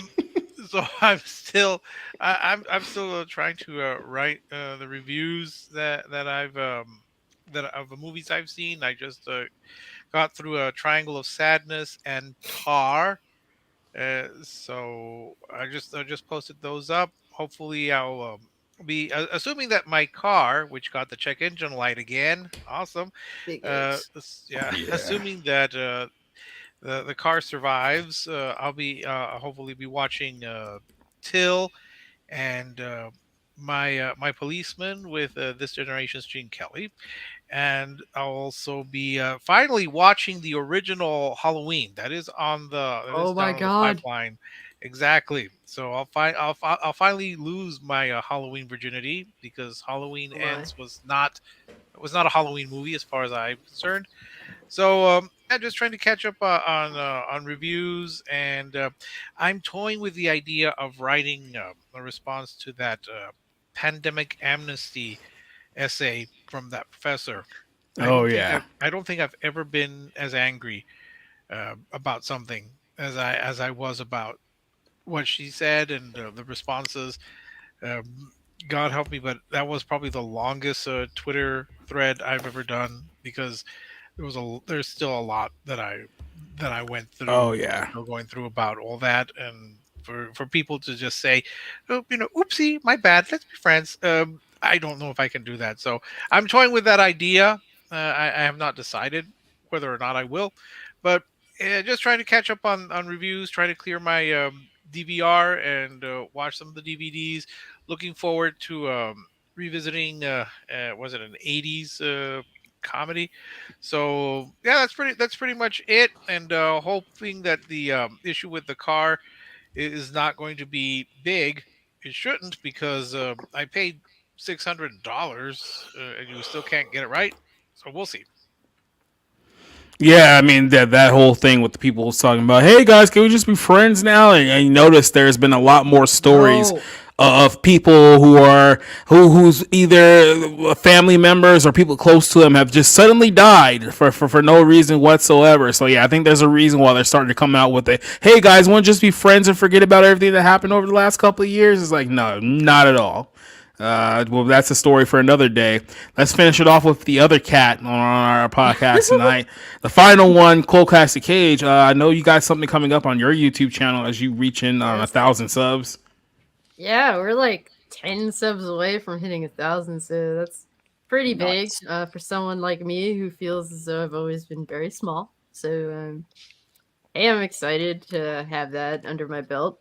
And this week, we will be having the Too Real for Feels podcast on the YouTube channel. So if you want to check that out, it's at Cult Classic Cage on YouTube. And we're going to have a lot of interesting things to talk about. It's a bi-weekly podcast, so that I don't feel like I have to throw any fluff topics in there. So typically it's always fun conversation that revolves around gaming or film or television, even wrestling. So it's always a cool combo to have. More so entertainment instead of like politics, but we do add a little bit of the political stuff in there if need be. So there's that. I just put up a pretty big video discussing all of the Halloween films and the way I rank them personally. It's a very subjective topic. It's always some of my favorite videos to watch. And so yeah, if you guys, I've been getting people writing their list from worst to best on the videos. So I think I love to hear everyone's opinions on where they rank all the Halloween films. So if you want to add to the conversation, go check out the video on my YouTube channel. Haven't been streaming on Twitch lately, but I'm planning to go back at some point. I've just been putting my efforts towards YouTube right now, since about to hit the big milestone. So that's the thing. And if you just want to talk to me, talk about random shit, you can always hit me up on Twitter, Cult Classic Cage. All right, then. And last but not least, myself, I can give you guys some updates of what's coming on the channel. Nerdigans mentioned we were supposed to be doing the retro wave reviews this week. I'm actually pushing that back to next week because there's a few other things behind the scenes that we need to catch up on my side. So that show will be next Wednesday. We'll hold that on next Wednesday night. So coming up next week on here on the channel, Monday night, we're going to be doing a little movie night special on Twitch and on Twitter. We're bringing back a movie night for 1 week, and we're going to be reviewing the 1985 film Weird Science. So any of you guys who want to sit here and watch Weird Science with us on Twitch and on Twitter next Monday night, you're happy to join us. We should have fun with that one. Next Tuesday, obviously, episode 23 of the Barroom Podcast. We'll talk about the other big news stories of the week. And then next Wednesday, we're going to be doing on Twitch and Twitter. Once again, we're going to be talking about the Disney Channel show, which not a lot of people remember because it's kind of been memory hold in the course of Disney history, but The Jersey, we'll be talking about that one next Wednesday night. And then I know a lot of people don't like YouTube shorts, but I think I'm going to start doing a few YouTube shorts here on the channel, which is basically just going to be me doing some like minute-long reviews on some of the films that I got coming up. I got a lot of movies to catch up on because I was out for a week, didn't do a lot of stuff while I was in Orlando, so got to catch up on those reviews, everything that's on the site. Even though Letterboxd has banned me, all of my content is still available at societyreviews.com, so go check it out there. And that's pretty much it for now. So for all my guests who joined me here tonight, thank you for joining me for another show. This was a longer one that we did, but we obviously got a lot of good conversation here. Until then, I will see you guys next week. Like I said, next Monday night, we'll be watching Weird Science on Twitch, so go follow me over there. Until then, I will see you guys later. Good night, goodbye. Get out of here. Go away. Bye. Bye. Be gone.